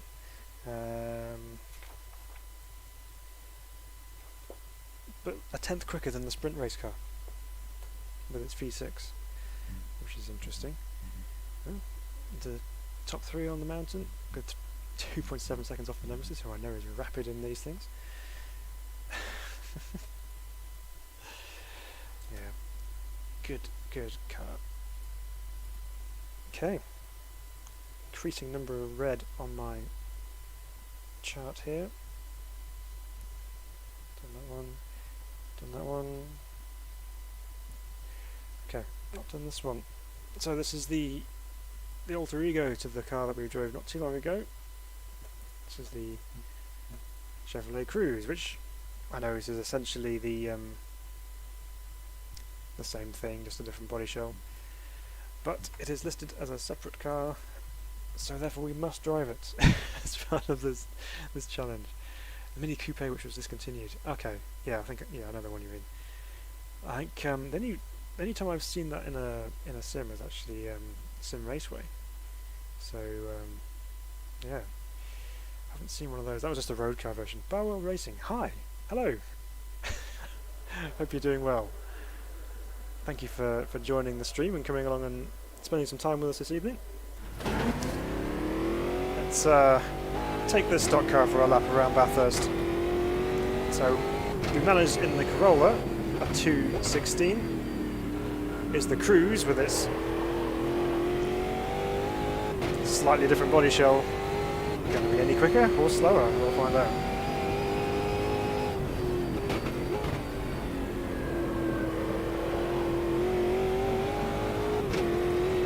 One thing I can tell you straight away, it seems a lot more lively from the rear. You're new here. Welcome along. It's good to have you with us. Thank you for joining us. We really appreciate everyone who comes along to watch our streams, so you're most welcome.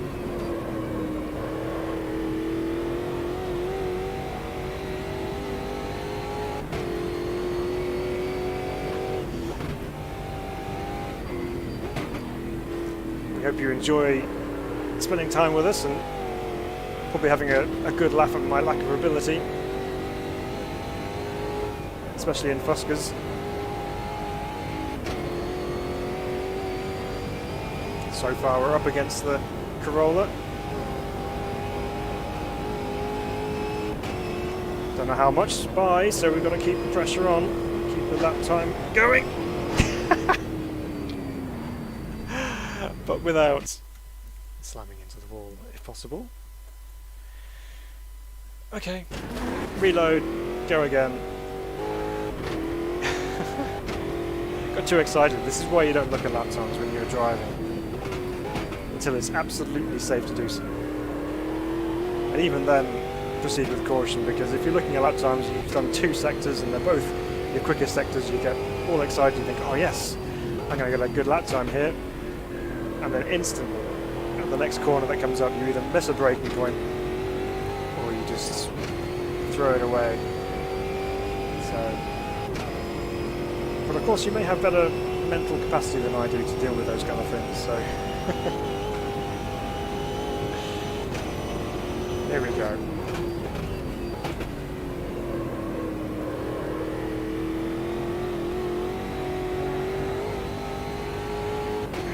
See if we can go a little bit quicker and a little bit neater.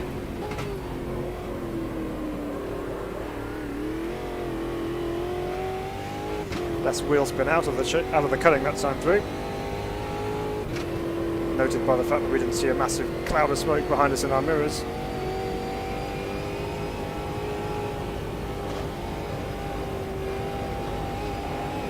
I'll stay off the exit curb, which we have managed to do.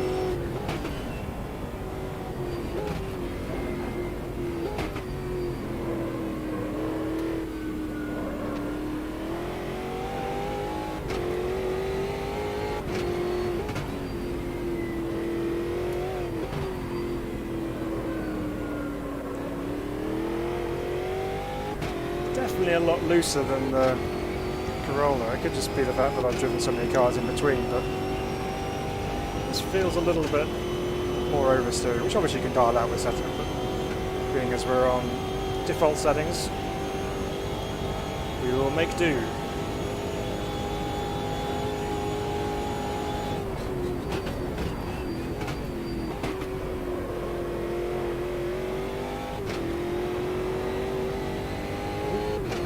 Moving around a bit there. One more corner to go.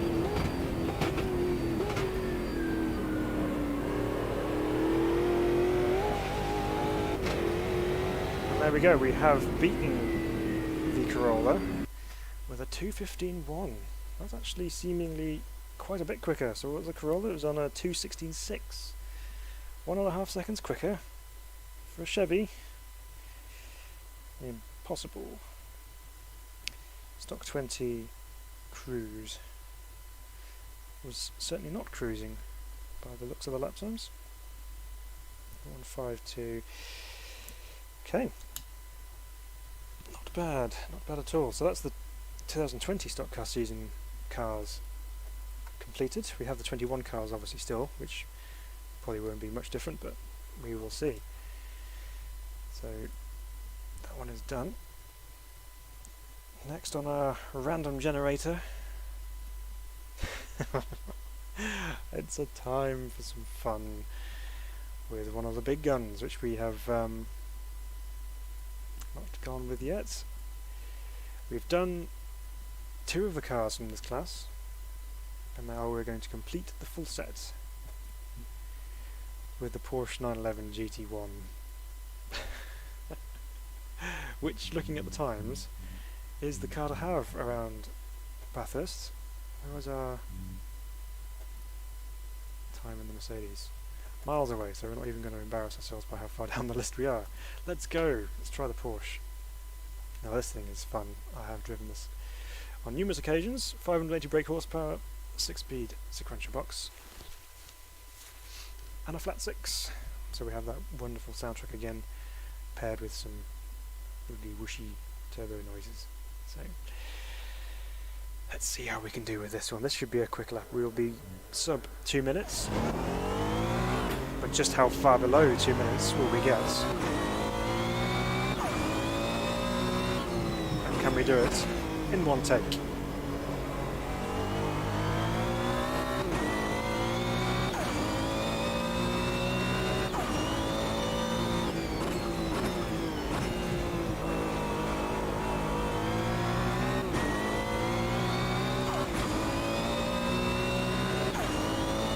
Remember to shift when the lights come on rather than a long time after the lights come on.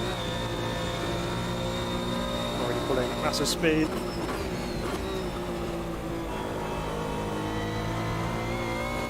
Hence your turning grip through turn 2.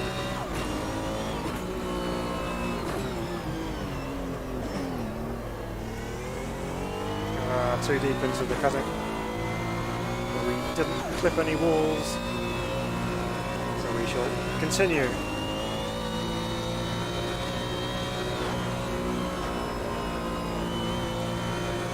This is where it can get a little hairy. We saved it.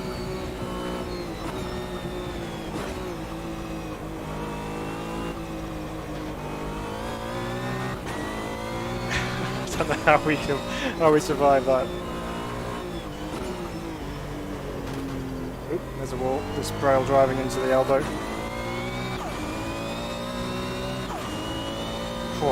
When we've done our, we did an initial test run here just to get some screenshots for our thumbnails, etc.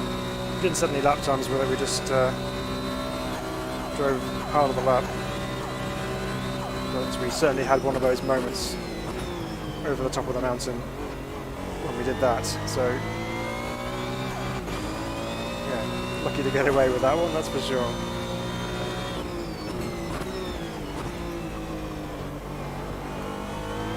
Into your wheel waving. We are below 2 minutes, it's 1:56.9. that thing's a beast. So good fun though. 911 GT1, 1 minute 56.996. That's actually quite a fitting number, because 996 is the model number which this 911 is based on. So there we go. All came together quite nicely for that lap. Okay, how did that go in terms of GT1 lap timing? Looks like we set our best lap time with it.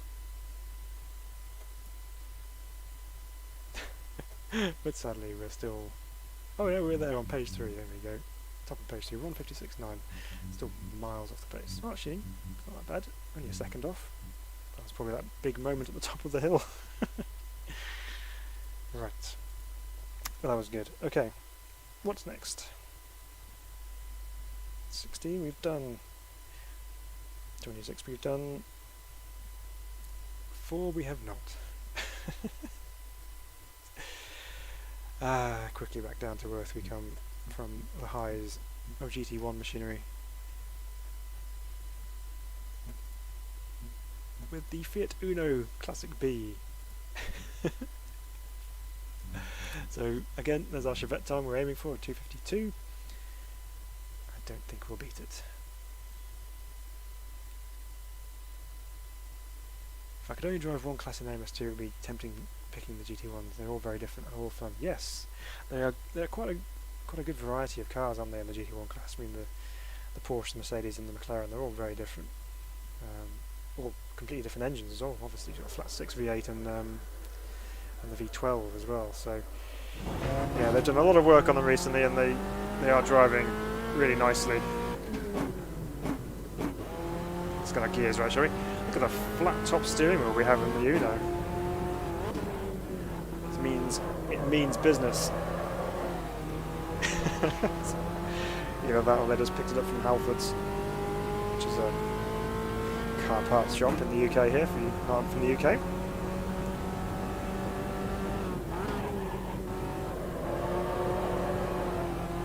Come on, little Fiat. Let's chase down that Chevette.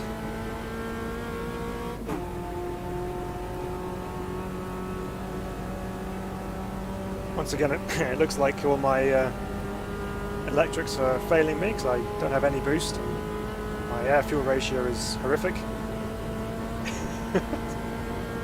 We shall press on, regardless.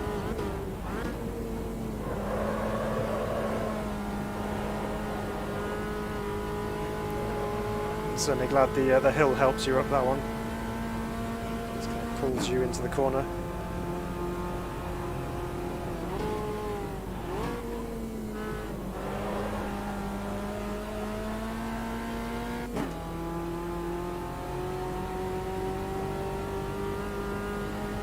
And once again, the challenge of this video or this series of streams really comes in terms of adapting from one car to another, because they all drive so differently. But it's all in the aid of fun and experimenting with what cars are quick, and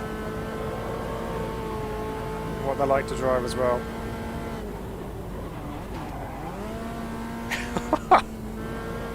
Backing it into the skylight and down towards the dipper. We'll just Scandinavian flick our way through here.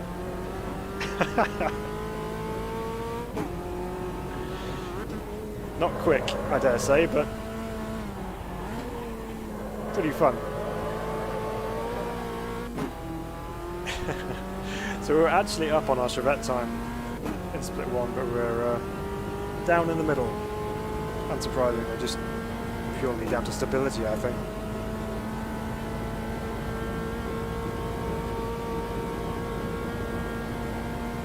I'll let turbo power and just wait patiently for the chase to arrive.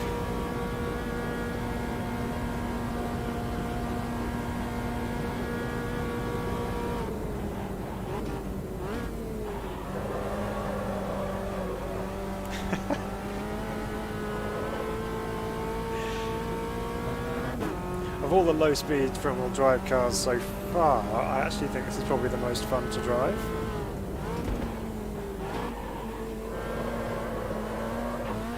Oh, I thought I was going to turn turtle for a second. Well, we didn't beat the Chevette, but we did get a smile on our face from that, which was fun. So, Uno, Classic B, is 252.463.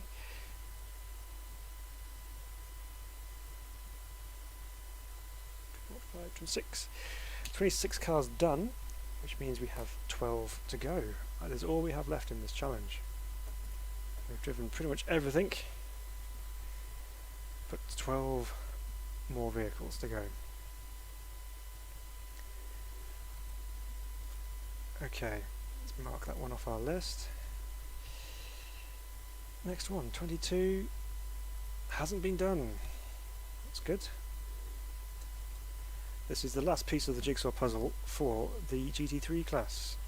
We've driven the BMW, the Mercedes, the McLaren, and now we're in the Porsche 911. So McLaren is rather strong around Bathurst, it appears, in terms of lap time. So I wouldn't be surprised if this isn't as quick as the McLaren. But I'm curious to see where it stacks up compared to the other two, because the Merc and the BM were very close in terms of lap time. The BM being marginally faster, which I was mildly disappointed about, because I like the Mercedes. But what can the Porsche do? Picking up that I'm still in third gear from my H pattern box, but that's okay.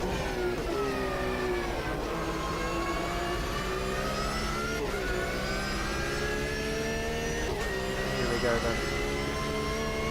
In our Porsche 911.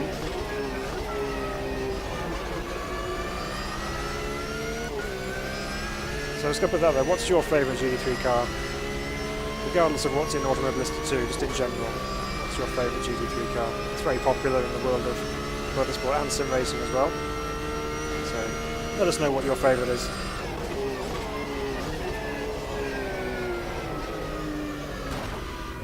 I put that down to not concentrating. which I shall do this time around.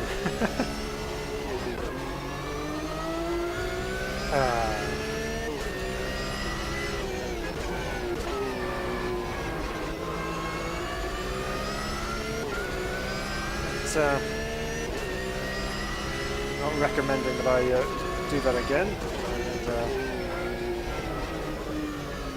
this car's not wanting to turn very easily.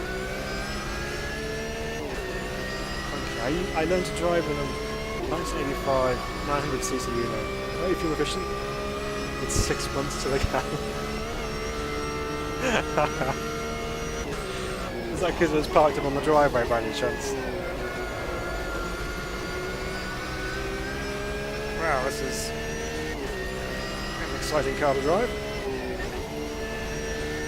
The spirit of Fusca is alive and well in the GT3R.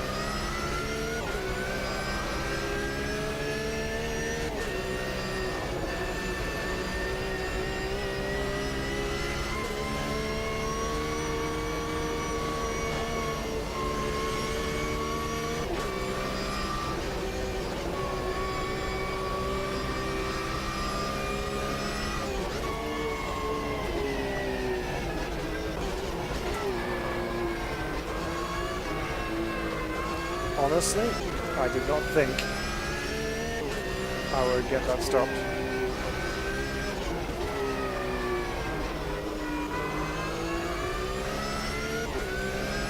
This car sounds so sweet. Yes, it does sound very good. They've done some changes to the sound since I drove it originally when it was first released. There were a few interesting combinations of transmission wiring going on at the same time, obviously due to the samples of the car that was used. But it is sounding very nice.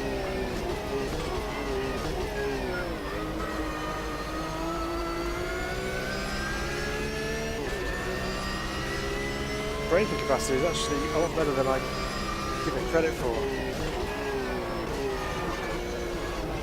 What I mean by that is I'm braking when I feel it's way too late, but it is still getting stopped. So there's a lot more on the table with that one, but yeah, that's not as nice to drive as the other GT3 cars, but definitely a challenge. So 911 GT3R 205.629, and how does that compare with what we've done this evening? So anything else in that ballpark? Oh, really? A 209 from the Formula Vintage Gen 2. What was the... So our 720S was a 203, so a good 2 seconds quicker a lap. The other GT3s were 205s, and the Porsche is the slowest of all four for me. It might not be for anyone else. They may get on with it better than I did on that lap. And of course we can change settings to make it drive nicer, but yeah, on a 1 lap pace on default setup, the Porsche is sadly propping up the pile.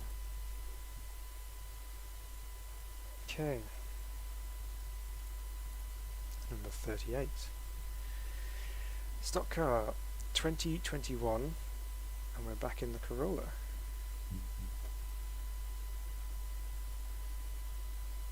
And these ones here, where's my Corolla? Here it is, our modal livery. So we are looking for 2:15.1 is our target. Well, if we can manage that, we might get a world record here. That seems to be 2:15.7, so if we can do that again, we're good. This is where someone else jumps on and instantly goes way quicker than me. There's potential for a good emotional attachment to this Porsche just based on sound alone. Yeah. Sound is definitely a determining factor for a lot of people in what they drive, just because, you know, if you like the sound of what you drive, it makes it just that much more enjoyable, doesn't it? So yeah, 100% agree with that.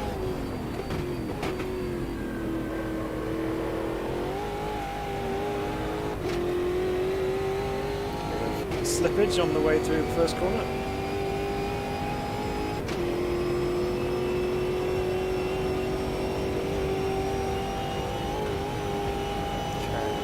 Get it neatly up. into the first part of our ascent.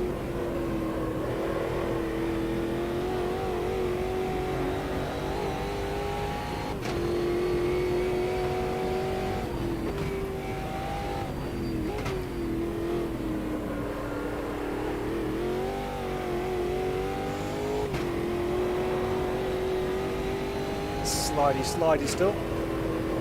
Fourth for this next bit, just to keep that rear end in check a little bit.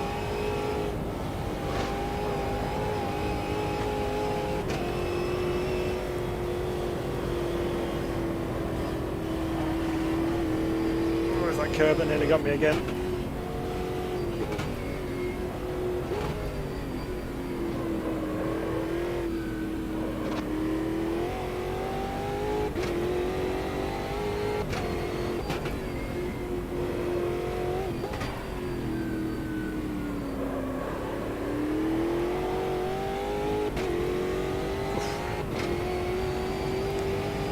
Fair bit of arm work going on over the top of the hill there.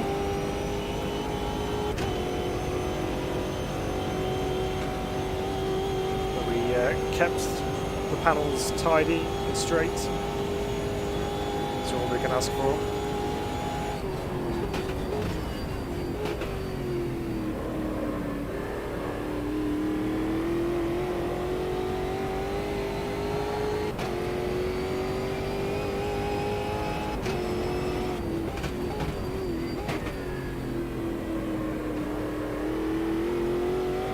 Drive full align. We set ourselves a 2:15.4. So for the time being, I make that a world record. Yes, that won't last.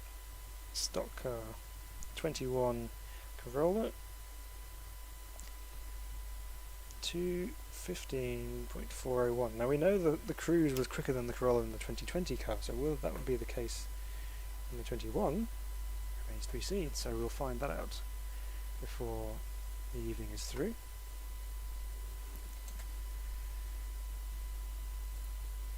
There we go. Right. Next car. Okay. Alright, I wondered when this one was going to make its appearance. Will this actually manage to do it? This is what I'm most interested in. They say it is as quick around a lap of Silverstone Grand Prix as a Formula 3 car. But will it be as quick as a Formula 3 car around Bathurst? Is what I would like to know. We're going the supercars. Now, one thing I am expecting is when we go up Mountain Straight, we're going to have to fold away our tray tables and put our seatbelts on, because I think we're going to take off. Do you race at all in real life? Not anymore. Not anymore. I used to race karts when I was younger. We had a 205 GTI Peugeot stock hatch kart, which we used to run. But unfortunately, we never had the budget to be able to race properly. So I now do everything virtually. So I would love the opportunity to race, but unfortunately the opportunity never came around. But we gave it a good go.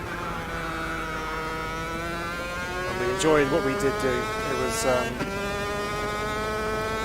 was some really good times and some valuable lessons learned and some good memories as well. So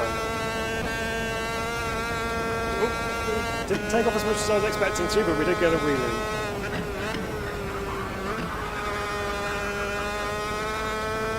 Have they fixed this? I hope they have.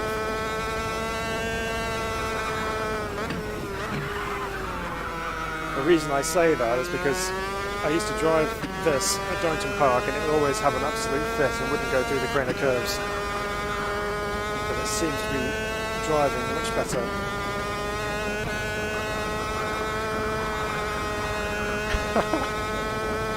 This thing's so fast. Where is this going to end up on our lap time board? I'm so curious to see what this can do.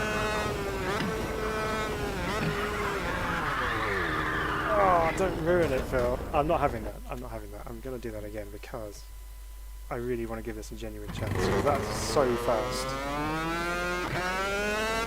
There's my lesson learned on this particular kart.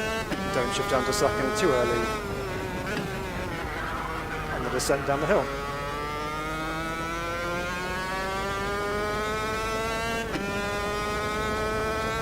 This thing has actually become fun to drive again. Of course, you have to stay off the curbs a little bit because, you know, ground clearance issues. But this thing is fun. Didn't take off as much that time because it wasn't going fast enough.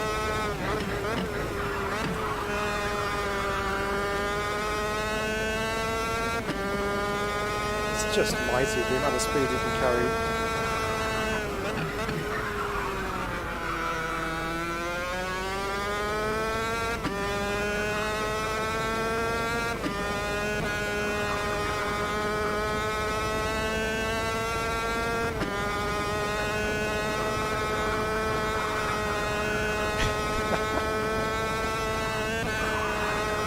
Took off over the hill there. Okay, a bit more caution coming down the hill.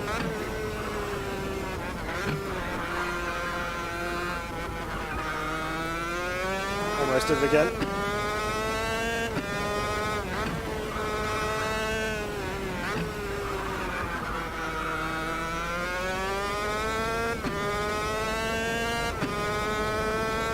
I've heard Oscar needs drivers. Sign me up. I would genuinely do that.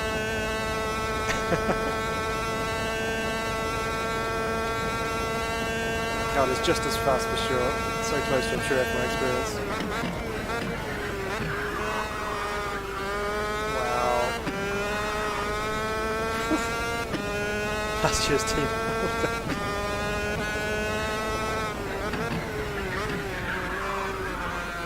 Right, did they race at Bathurst too? Oh wow. That is so close to being sub 2 minutes.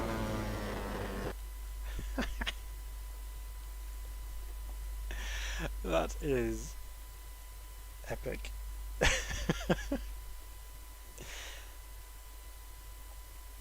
The superkart, a 2 minutes. 3.614. Okay.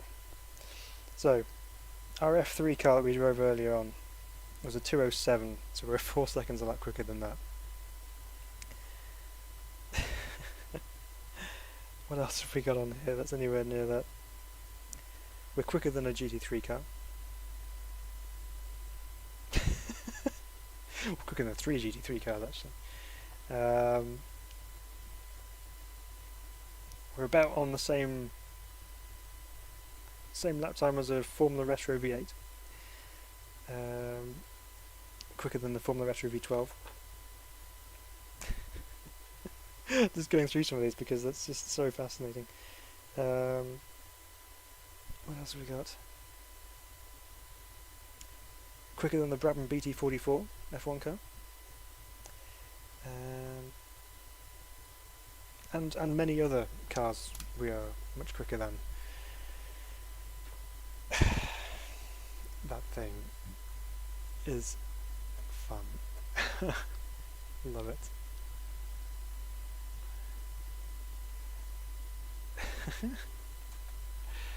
That's so good. We could probably go quicker actually as well, but for another time, because we have still cars to finish off. 36. Okay, that's next.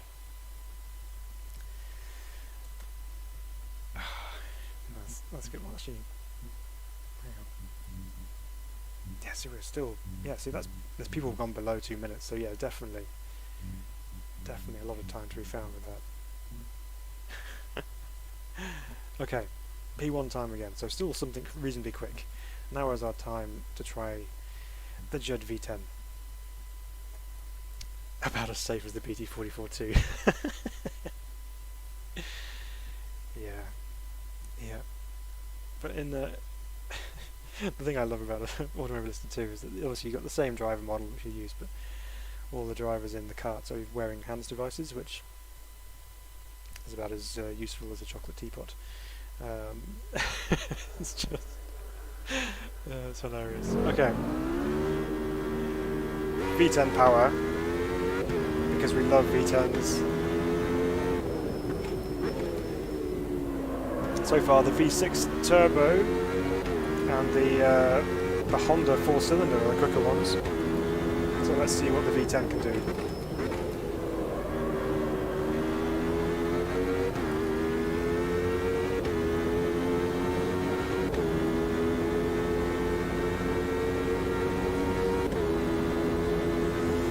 So here we go in quick time.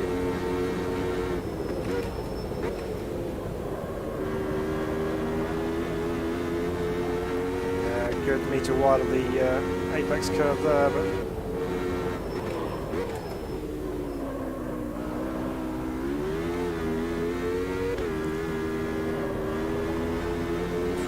there's more grip in my kart.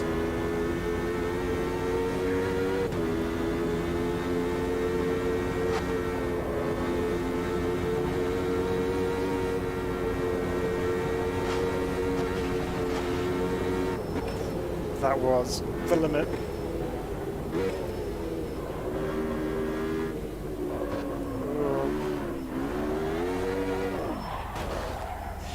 Yeah, got too greedy going into there. I was trying to make up time. I saw that we were not doing so well, and I just added a little bit too much throttle between the S's and the dipper, and that just forced me offline, and just... yeah, there was no going back from there. So we'll try again. Give it every possible opportunity to set a decent lap time here.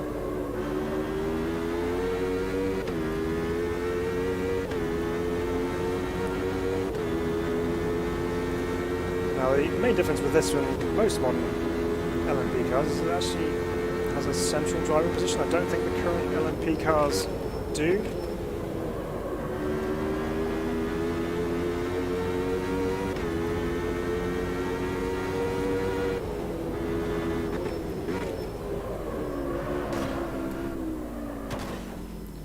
Why am I having such trouble with this?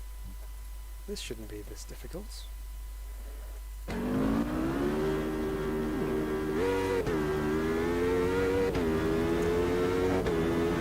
Getting too excited, thinking I've got more grip than I actually do.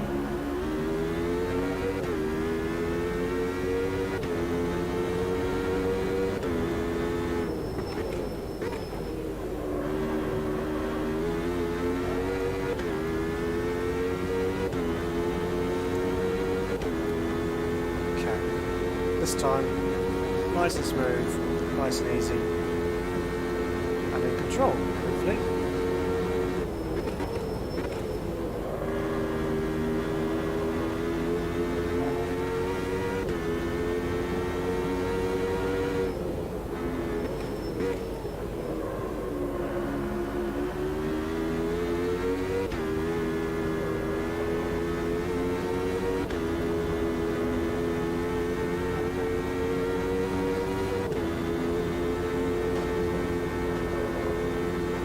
Better so far.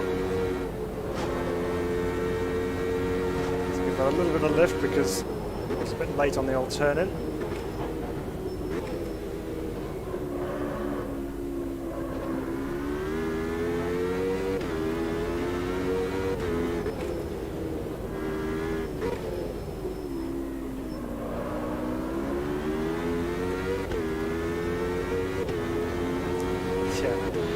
So David Rose, everyone, if you don't know, is my dad. So yeah, our kart racing team was called Shoestring Racing because we had to do it all on the cheap. So yeah, we did. We didn't have the latest equipment, but we did our best. Took a few scalps on the way as well.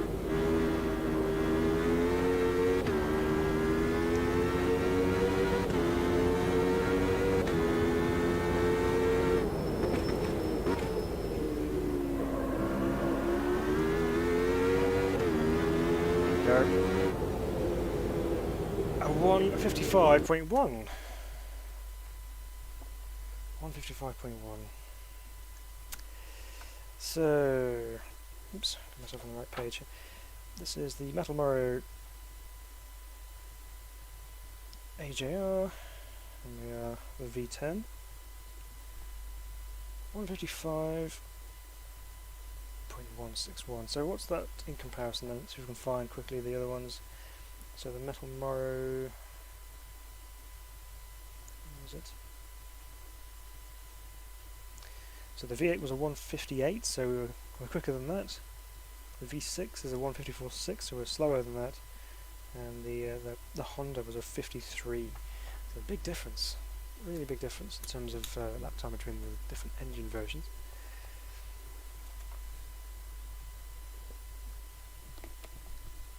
Okay.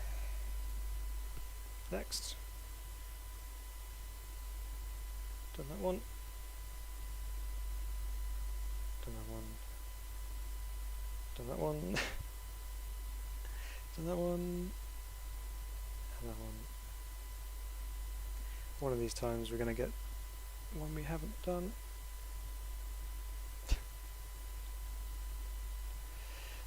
It's getting harder and harder to land on a new car.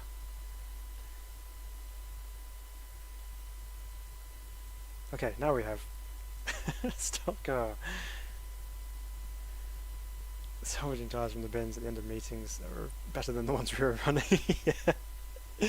Yeah. Such was our position.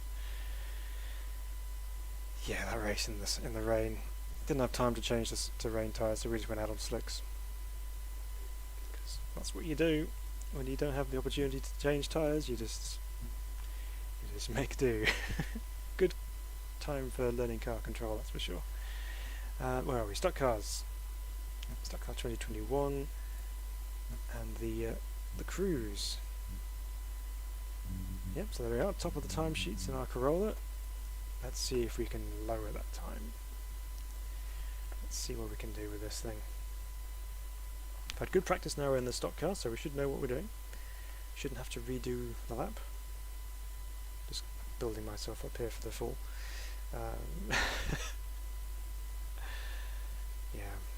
Yeah, good times out in the kart. Okay.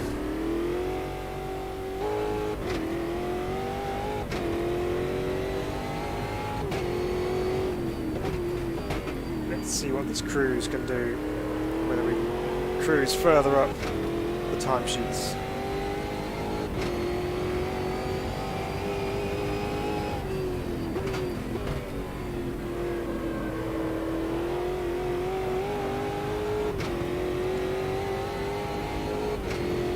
Mental carts are mad in the wet and slicks. Yes, yeah. No, there's still plenty of fun to be had, even at the slower speeds.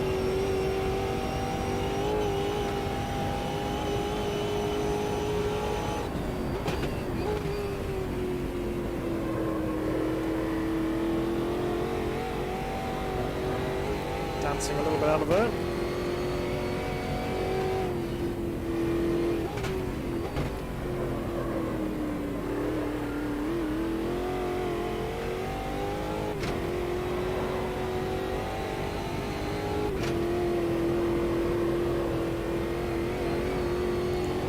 Just about grazing the wall.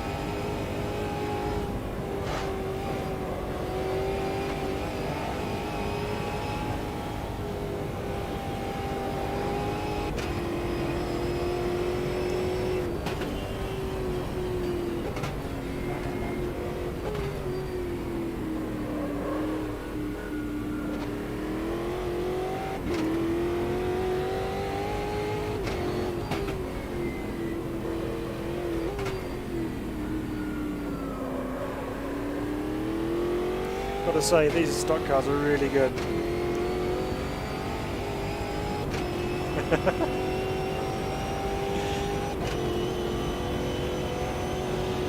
Yeah, worth a drive, these stock cars. If you haven't driven them, then definitely worth a go.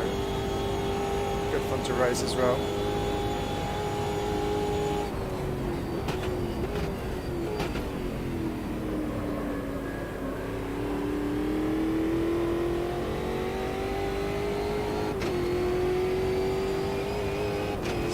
see where we end this lap time.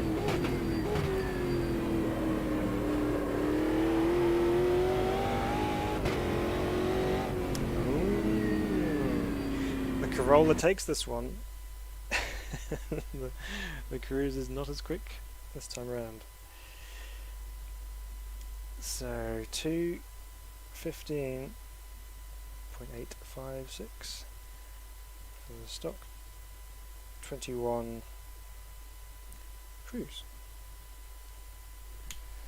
Okay, to make the selection process easier, I'm going to grab all those remaining ones, which is very few, and create a new list to choose from. So you've got that, and that.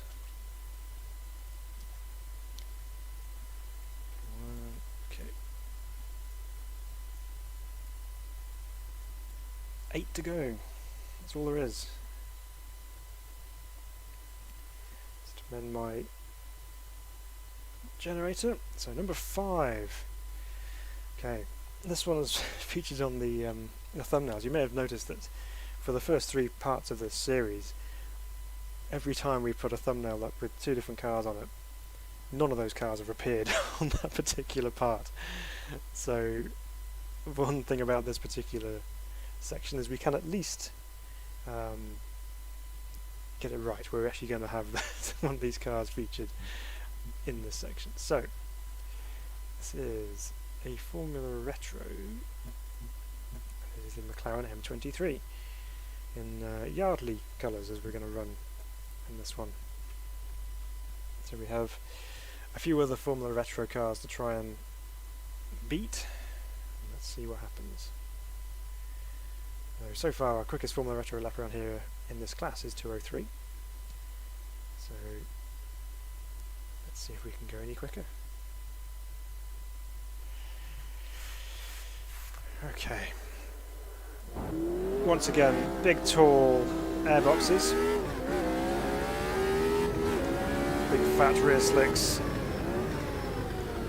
And of course that familiar soundtrack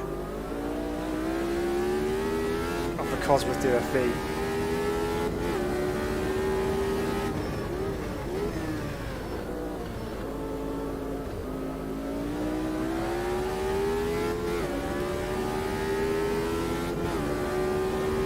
Too old and I can afford it, too poor when I was young. Yeah.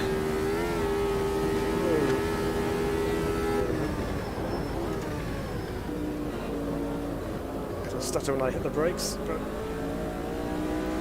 survived.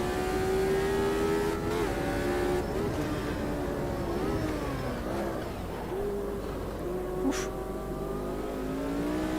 Somehow kept that together.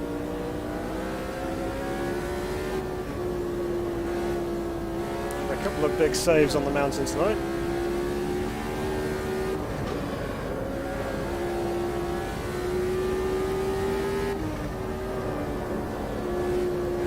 Just chucking it into Reed Park like it's nothing.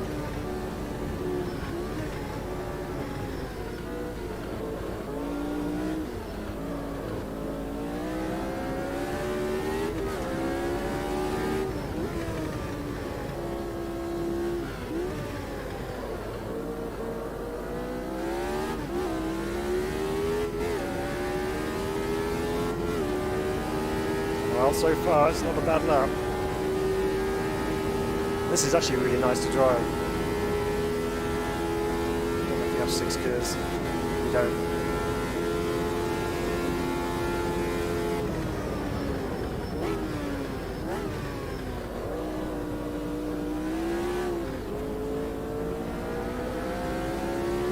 A little bit of a moment cost us getting on the power, but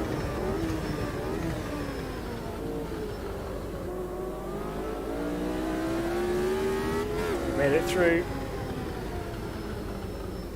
We've just done a 2:02.8, so we've gone quicker than we've done in the class with the McLaren. Quickest car out of that lot. McLaren M24 was a 2 minutes 02.881. So close to the 2-minute barrier. But not enough to break through into the ones. Okay, 7 to go.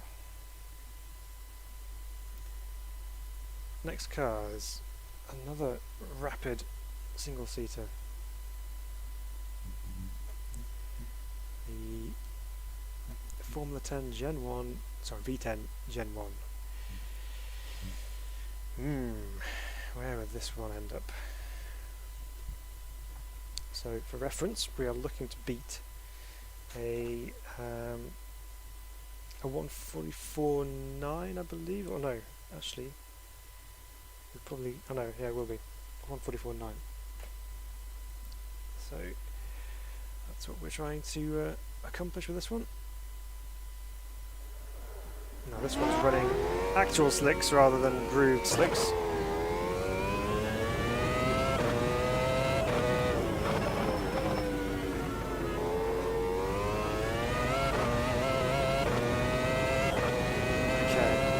What can the V10 do?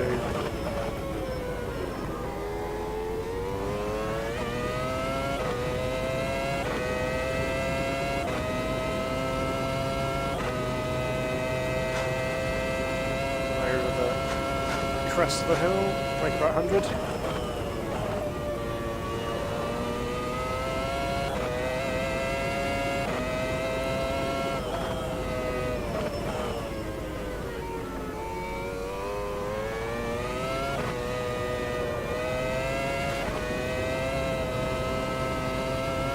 Survive, just about.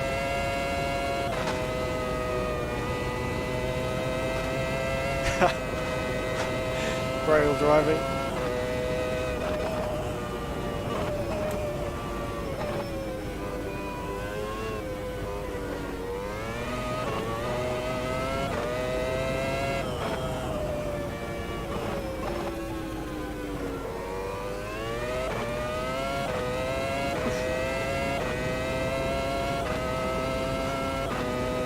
I feel that's on the Civic sometimes. Yep, that's how they go.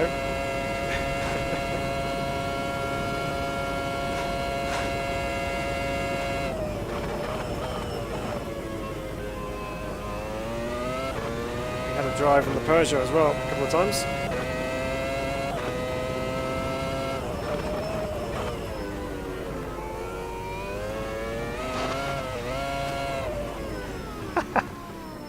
.142.580, even though I ran off on the end there, but 142.580, 142.580 for the Formula V10 Gen 1 Model 1. So if I hadn't gone off track there, I would have been faster than the McLaren. So, yeah, by quite a bit actually. Learned a lot about chassis setup with the kart. It was so light, we had to add 15 kilos of lead to the kart to get it up to spec. Yeah, trying to pick that kart up at the end of the race. Oh dear, it's heavy. I would have been stuck to the floor with the slicks as well. Hit it twice as hard. Okay, next on the list, number 8. Metal Morrow P3 spec car this time.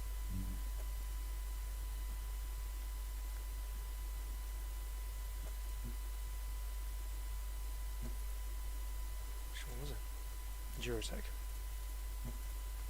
This one. So 365 brake horsepower, 6-speed sequential, straight 4, 780 kilos. So it's yeah, it should be a fast run.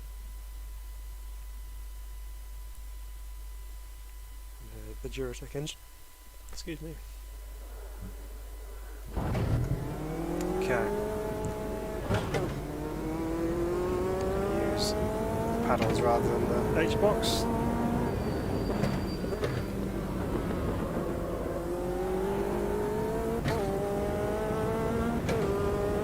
Try the GTI at Dynasty Park, didn't damage it, yep.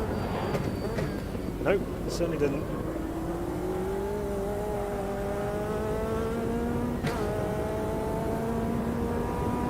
Two of our favourite circuits in the UK, those, aren't they, Dad?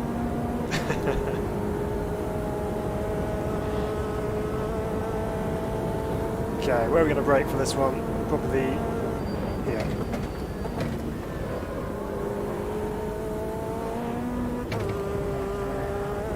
A bit light over the crest in the road there, the ridge in the middle. Turn.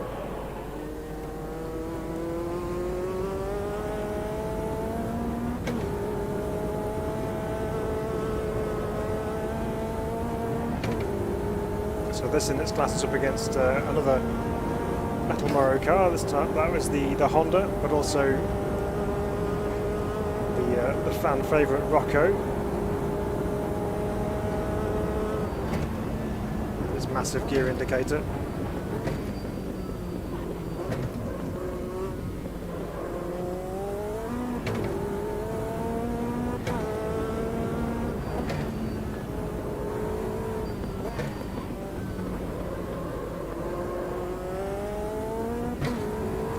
So, not quicker in the first section, we're down to messing up the cutting, but we are quicker over the top, so let's see if we can do our best in this class is a 2:14.6.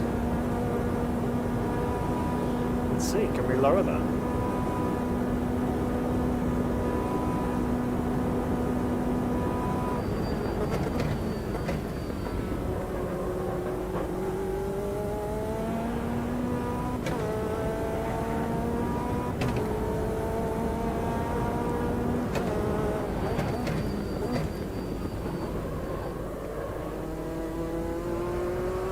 Slow to the last corner, but we are quicker as the 2:12.523. Not bad, not bad. So Metal Duratec P3 is 2 minutes 12.523, which similar kind of lap times to what have we got? Lotus 49 was the second quicker on its old tyres. Porsche Cup 4 litre, and about 4/10 quicker. So yeah, not too bad from a little P3. Okay, just 5 cars left in our challenge around Bathurst here, and that is all we have. And we've got so many of them which we've driven, so many that we've loved, and a few we've struggled with, granted, but yeah. Great thing about sim racing, a great thing about Automobilista too, is there's always something for everyone, and yeah, there certainly is a good selection of cars you can just jump into and go and have an absolute blast around the circuit on. So this will round out our final Formula 1 car on the list, which is this V6 Formula Classic Gen 2, the Model 3 version. Because the name's so long, you can just about see. Okay, so there's some Model 3s at the top, so we'll see what we can do with this one. No tracks near me in northeast Scotland. Even Knockhill is 2 hours ago. Oh yeah, that's a fair distance even to Knockhill. Knockhill's a great little track. I believe it's coming to iRacing as well. I think they're scanning that. Which, you know, Knockhill around iRacing, no one's going to drive it because everyone's going to be too scared of losing their I rating and their safety rating. But great little track. Okay, Formula 1 car, let's round out this challenge with a good lap.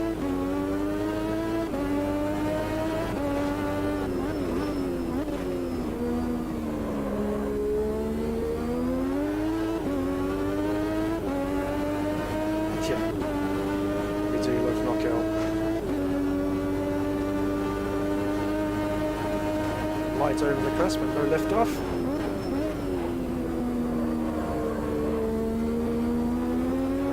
boost to kick in, and then we're firing away up the hill.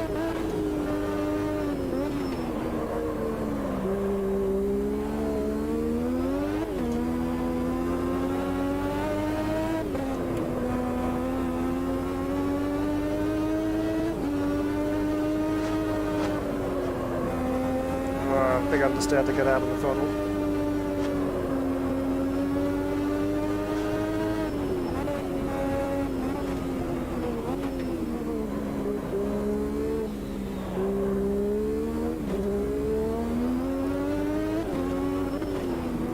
With these V6 turbos, I do love the low growl that you get with them on low revs.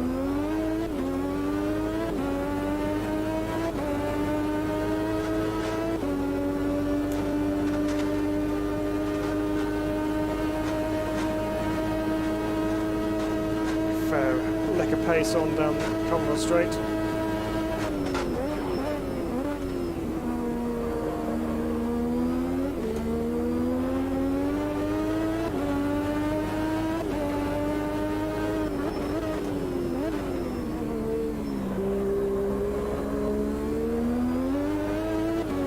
And a 1:47.6. Not bad at all. That's our quickest in the class, I think. So, Formula Classic. Let's get my denominations right. So, Gen 2, Model 3. 1:47.603. Not the quickest lap we've done this evening, which I think was the Formula V10 Gen 2 at a 1:38. But nevertheless, a very fun and exciting lap indeed. Okay, 4 to go. Can you guess which ones we've not done yet?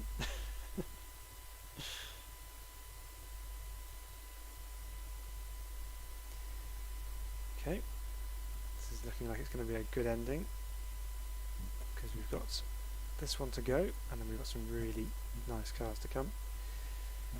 So we're in the Puma GTB. Now that's not saying that this car is not going to be a nice car. Could be quite fun. So let's see what we can do with it.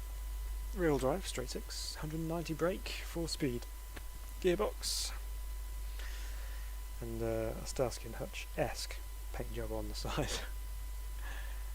So let's see what we can do with this thing.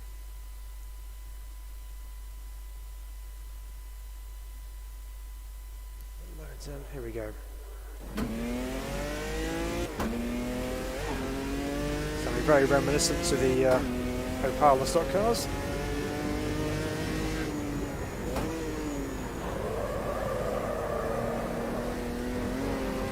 Bit of a Starsky and Hutch entrance to the lap as well. Fully broadside. Now, let's remember this thing doesn't stop as well as the Formula 1 car, so to allow for that.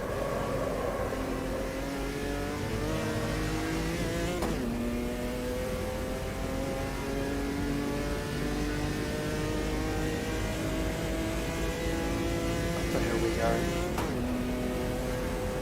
One cloud's been circulating the track for ages. Every time we come up Mountain Straight, that cloud is always going across.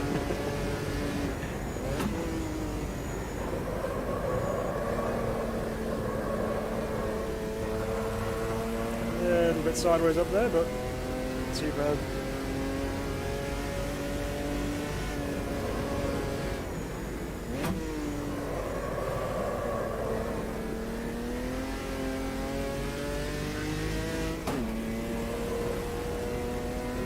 Try and maintain our momentum up the hill as best we can.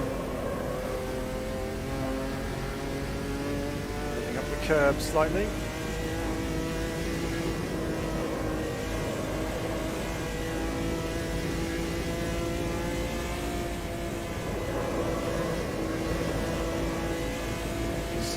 Playing with the throttle a little bit just to make sure it's settled.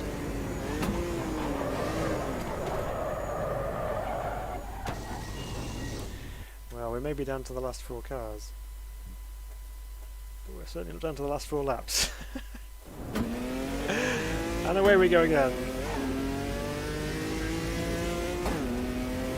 Too enthusiastic on the way downhill once again.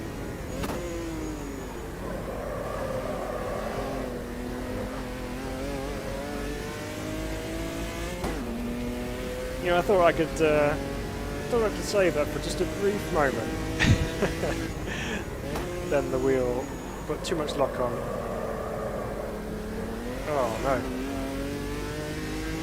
Okay. I'll see you soon.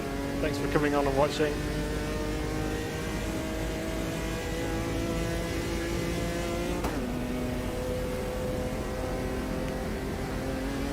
Okay, come on then. Let's get this through the lap.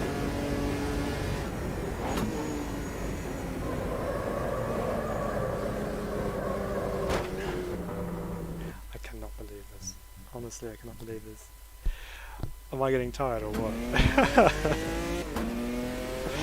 Used up all my strength and energy and ability for buskers.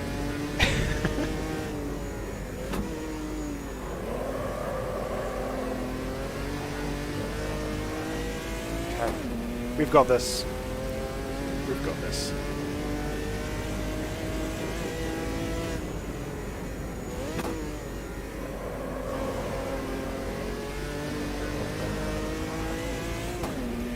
That's right foot.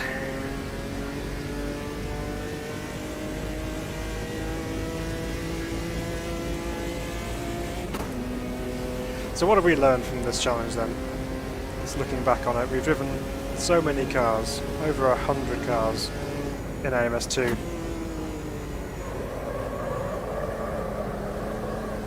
Judging by my entrance into turn 2, very little, but like we said, with so many different cars available, some are just absolute gems to drive and put a huge smile on your face. Others who you think would be fun to drive have their little quirks, but with time and patience I'm sure can be managed.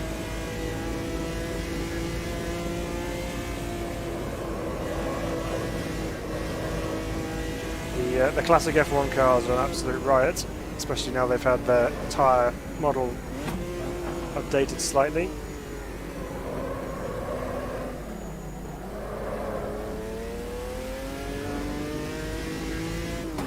We've also learned that I can get through the dipper for the third time of asking in the Puma GTB.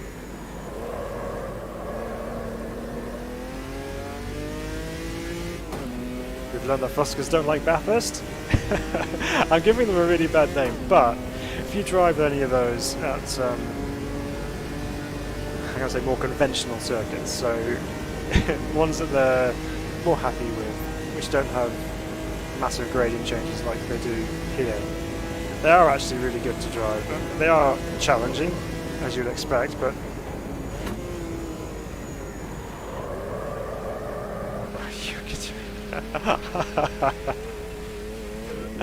I'm not doing it again. Oh, Fuskers don't like Phil. Yeah, one of the two. I forgot the brakes weren't quite there. No, I didn't keep my foot in, so I'm going to count that as a 2:37 because, if anything, it was a penalty to go over there. Puma GTB. Oh, I didn't see it. I'll have to grab the time after that. I'll grab the time when I watch it back. Tony Kanan couldn't drive Fuskers either, really? Oh, I'm in good company then. Not the only one. I feel better now. Thanks, Thesaurus. That one defeated me. Okay. Let's mark it off. 3, our final 3.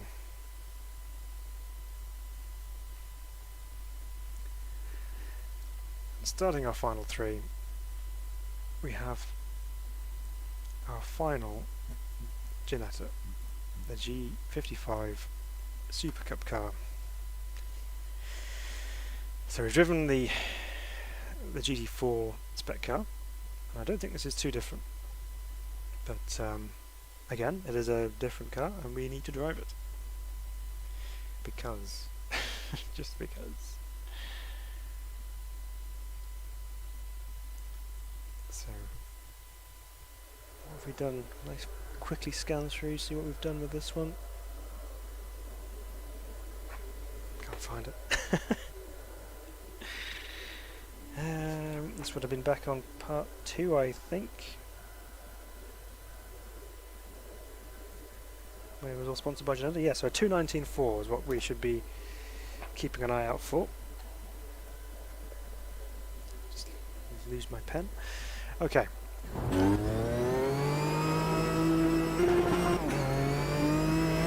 This thing does sound great. I do like it. Again, another V6.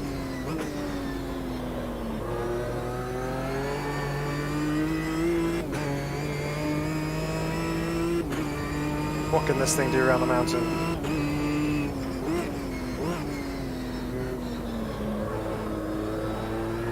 Understeer to start off with.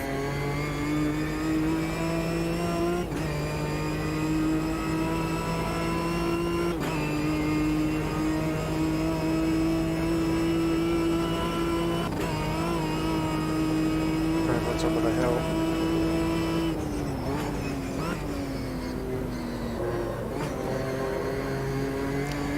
Go down just one more gear there, I think.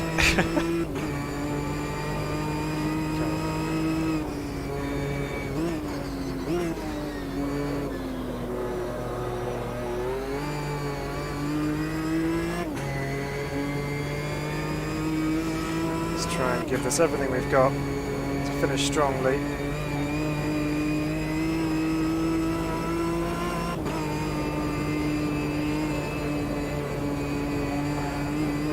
Pushing me up towards the wall then.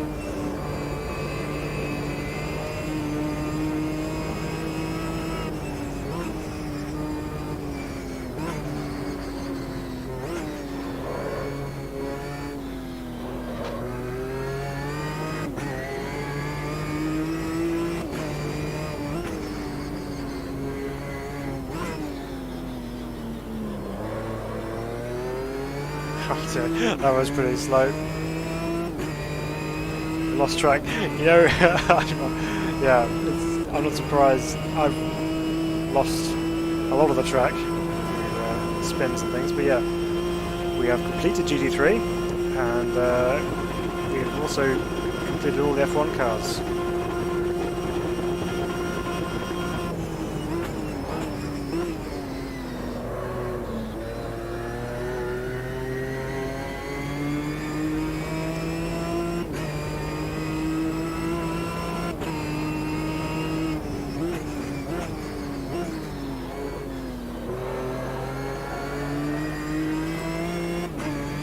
There we go, we managed it at 2:19, so this was quicker than, get my pen back, quicker than the GT4 one.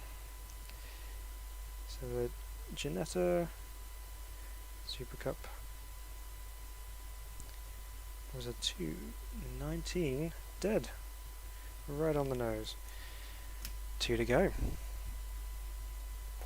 We aren't done with single seaters, I'm going to put that out there. There is one more single seater to do.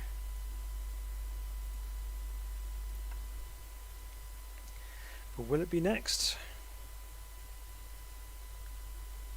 No. No, it won't.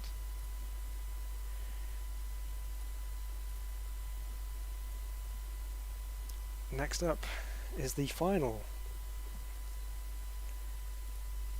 of the Caterhams. We're going Caterham Academy time now. So, although it may be slower, it will still be a good fun ride around the top of the mountain. So that means we're going to end on a single seater, which is not surprising considering how many single seaters there are in Automobilista 2. So where are we? Caterham Academy? Caterham Academy? Caterham Academy. Okay. Let's go for it. In its lovely Caterham Union Jack green colours. And the Caterham Academy is actually really cool. I mean, obviously, as a driver, you buy the car to start off with.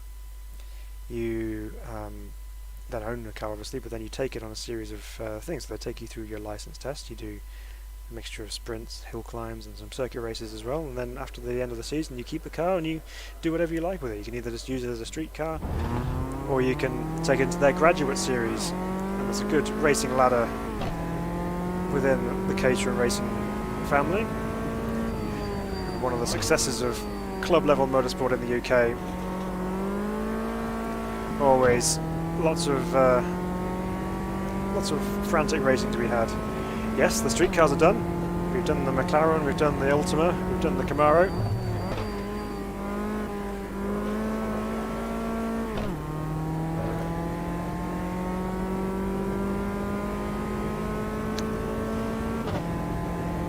Up we go for the penultimate time. Hoping. Unless we have to do either this or the next one all over again.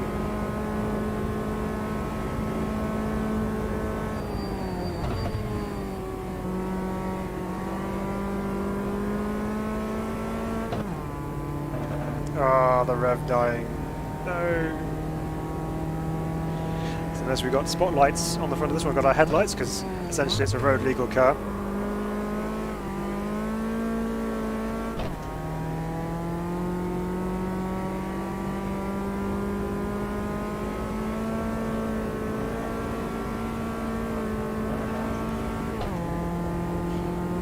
They are fun little things to drive.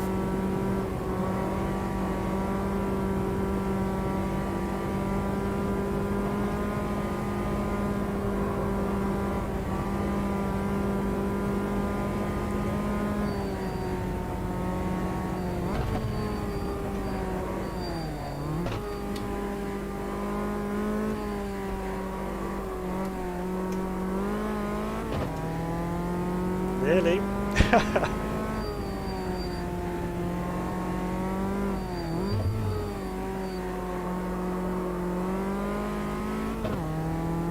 Next series, all cars at the Nordschleife.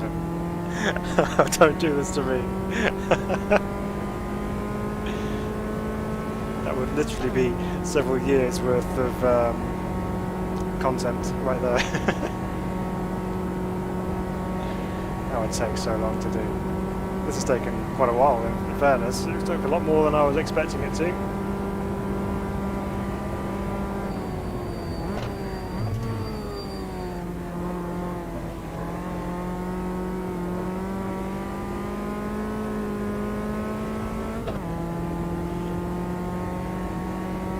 But it's been a fun challenge. I have enjoyed it. Even though at times it's been quite frustrating having to redo laps, but at the end of the day, all laps around Bathurst are fun laps. There we go, a 2:38.3 Caterham Academy. 2:38.311. So then, the last car on our list. Don't need my random generator for this one. One car, all tracks. Yeah, that would be doable. We'd have to have a poll to see which one we'd do all tracks in. So the last one is Formula 3. The F309. I actually mislabeled my F3 car earlier on. It's not an F309 at all. That first one is an F301. This is the F309. Otherwise we'd have inaccurate records and we cannot have that. Okay. So the later of the two Formula 3 cars is this one. It's been epic and fun. I'm glad you enjoyed it. Well, it's been, yeah, it has been epic. It's been a fair thing, but glad we had this bank holiday weekend to be able to give it a bit more of a full push. Otherwise it would have been dragged out for weeks. But yeah, it has been a lot of fun. I'm glad you enjoyed it. And here we go, for one last time. Fingers crossed. I know the F3 cars don't like getting out of the cutting, so we will be aware of that.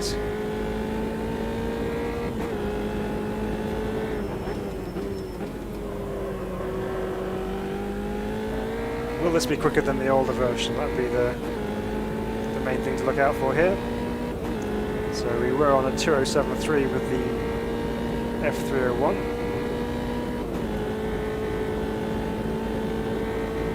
Look at this one doing.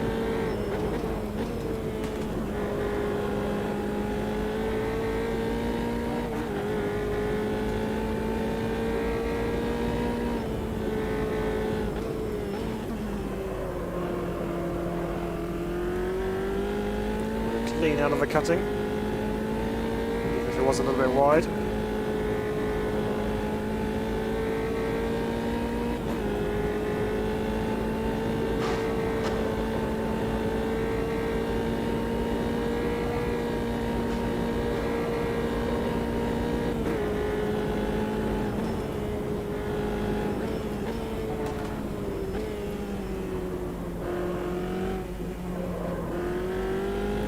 Will this be as quick as the supercars? That's the other question.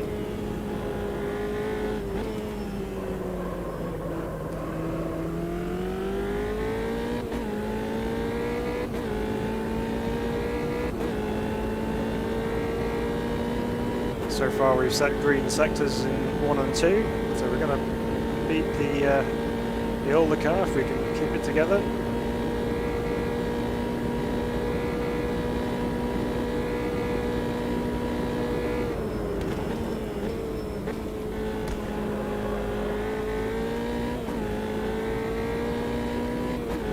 Definitely feels a lot more planted than the other F3 car.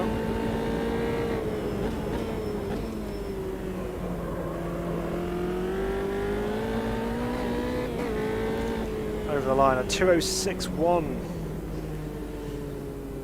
It's still miles off the world record at a 1:58, but yeah. It's a completed lap at 2 minutes 6.10. What was the supercart? No, it didn't beat it. 2:03, the supercarts. Yes. So there we go. That has been our epic Challenge the Mountain challenge. We've driven every single car on Automobilista 2 for a lap or 2 or 3 around Mount Panorama in Bathurst. It's been enlightening, it's been fun.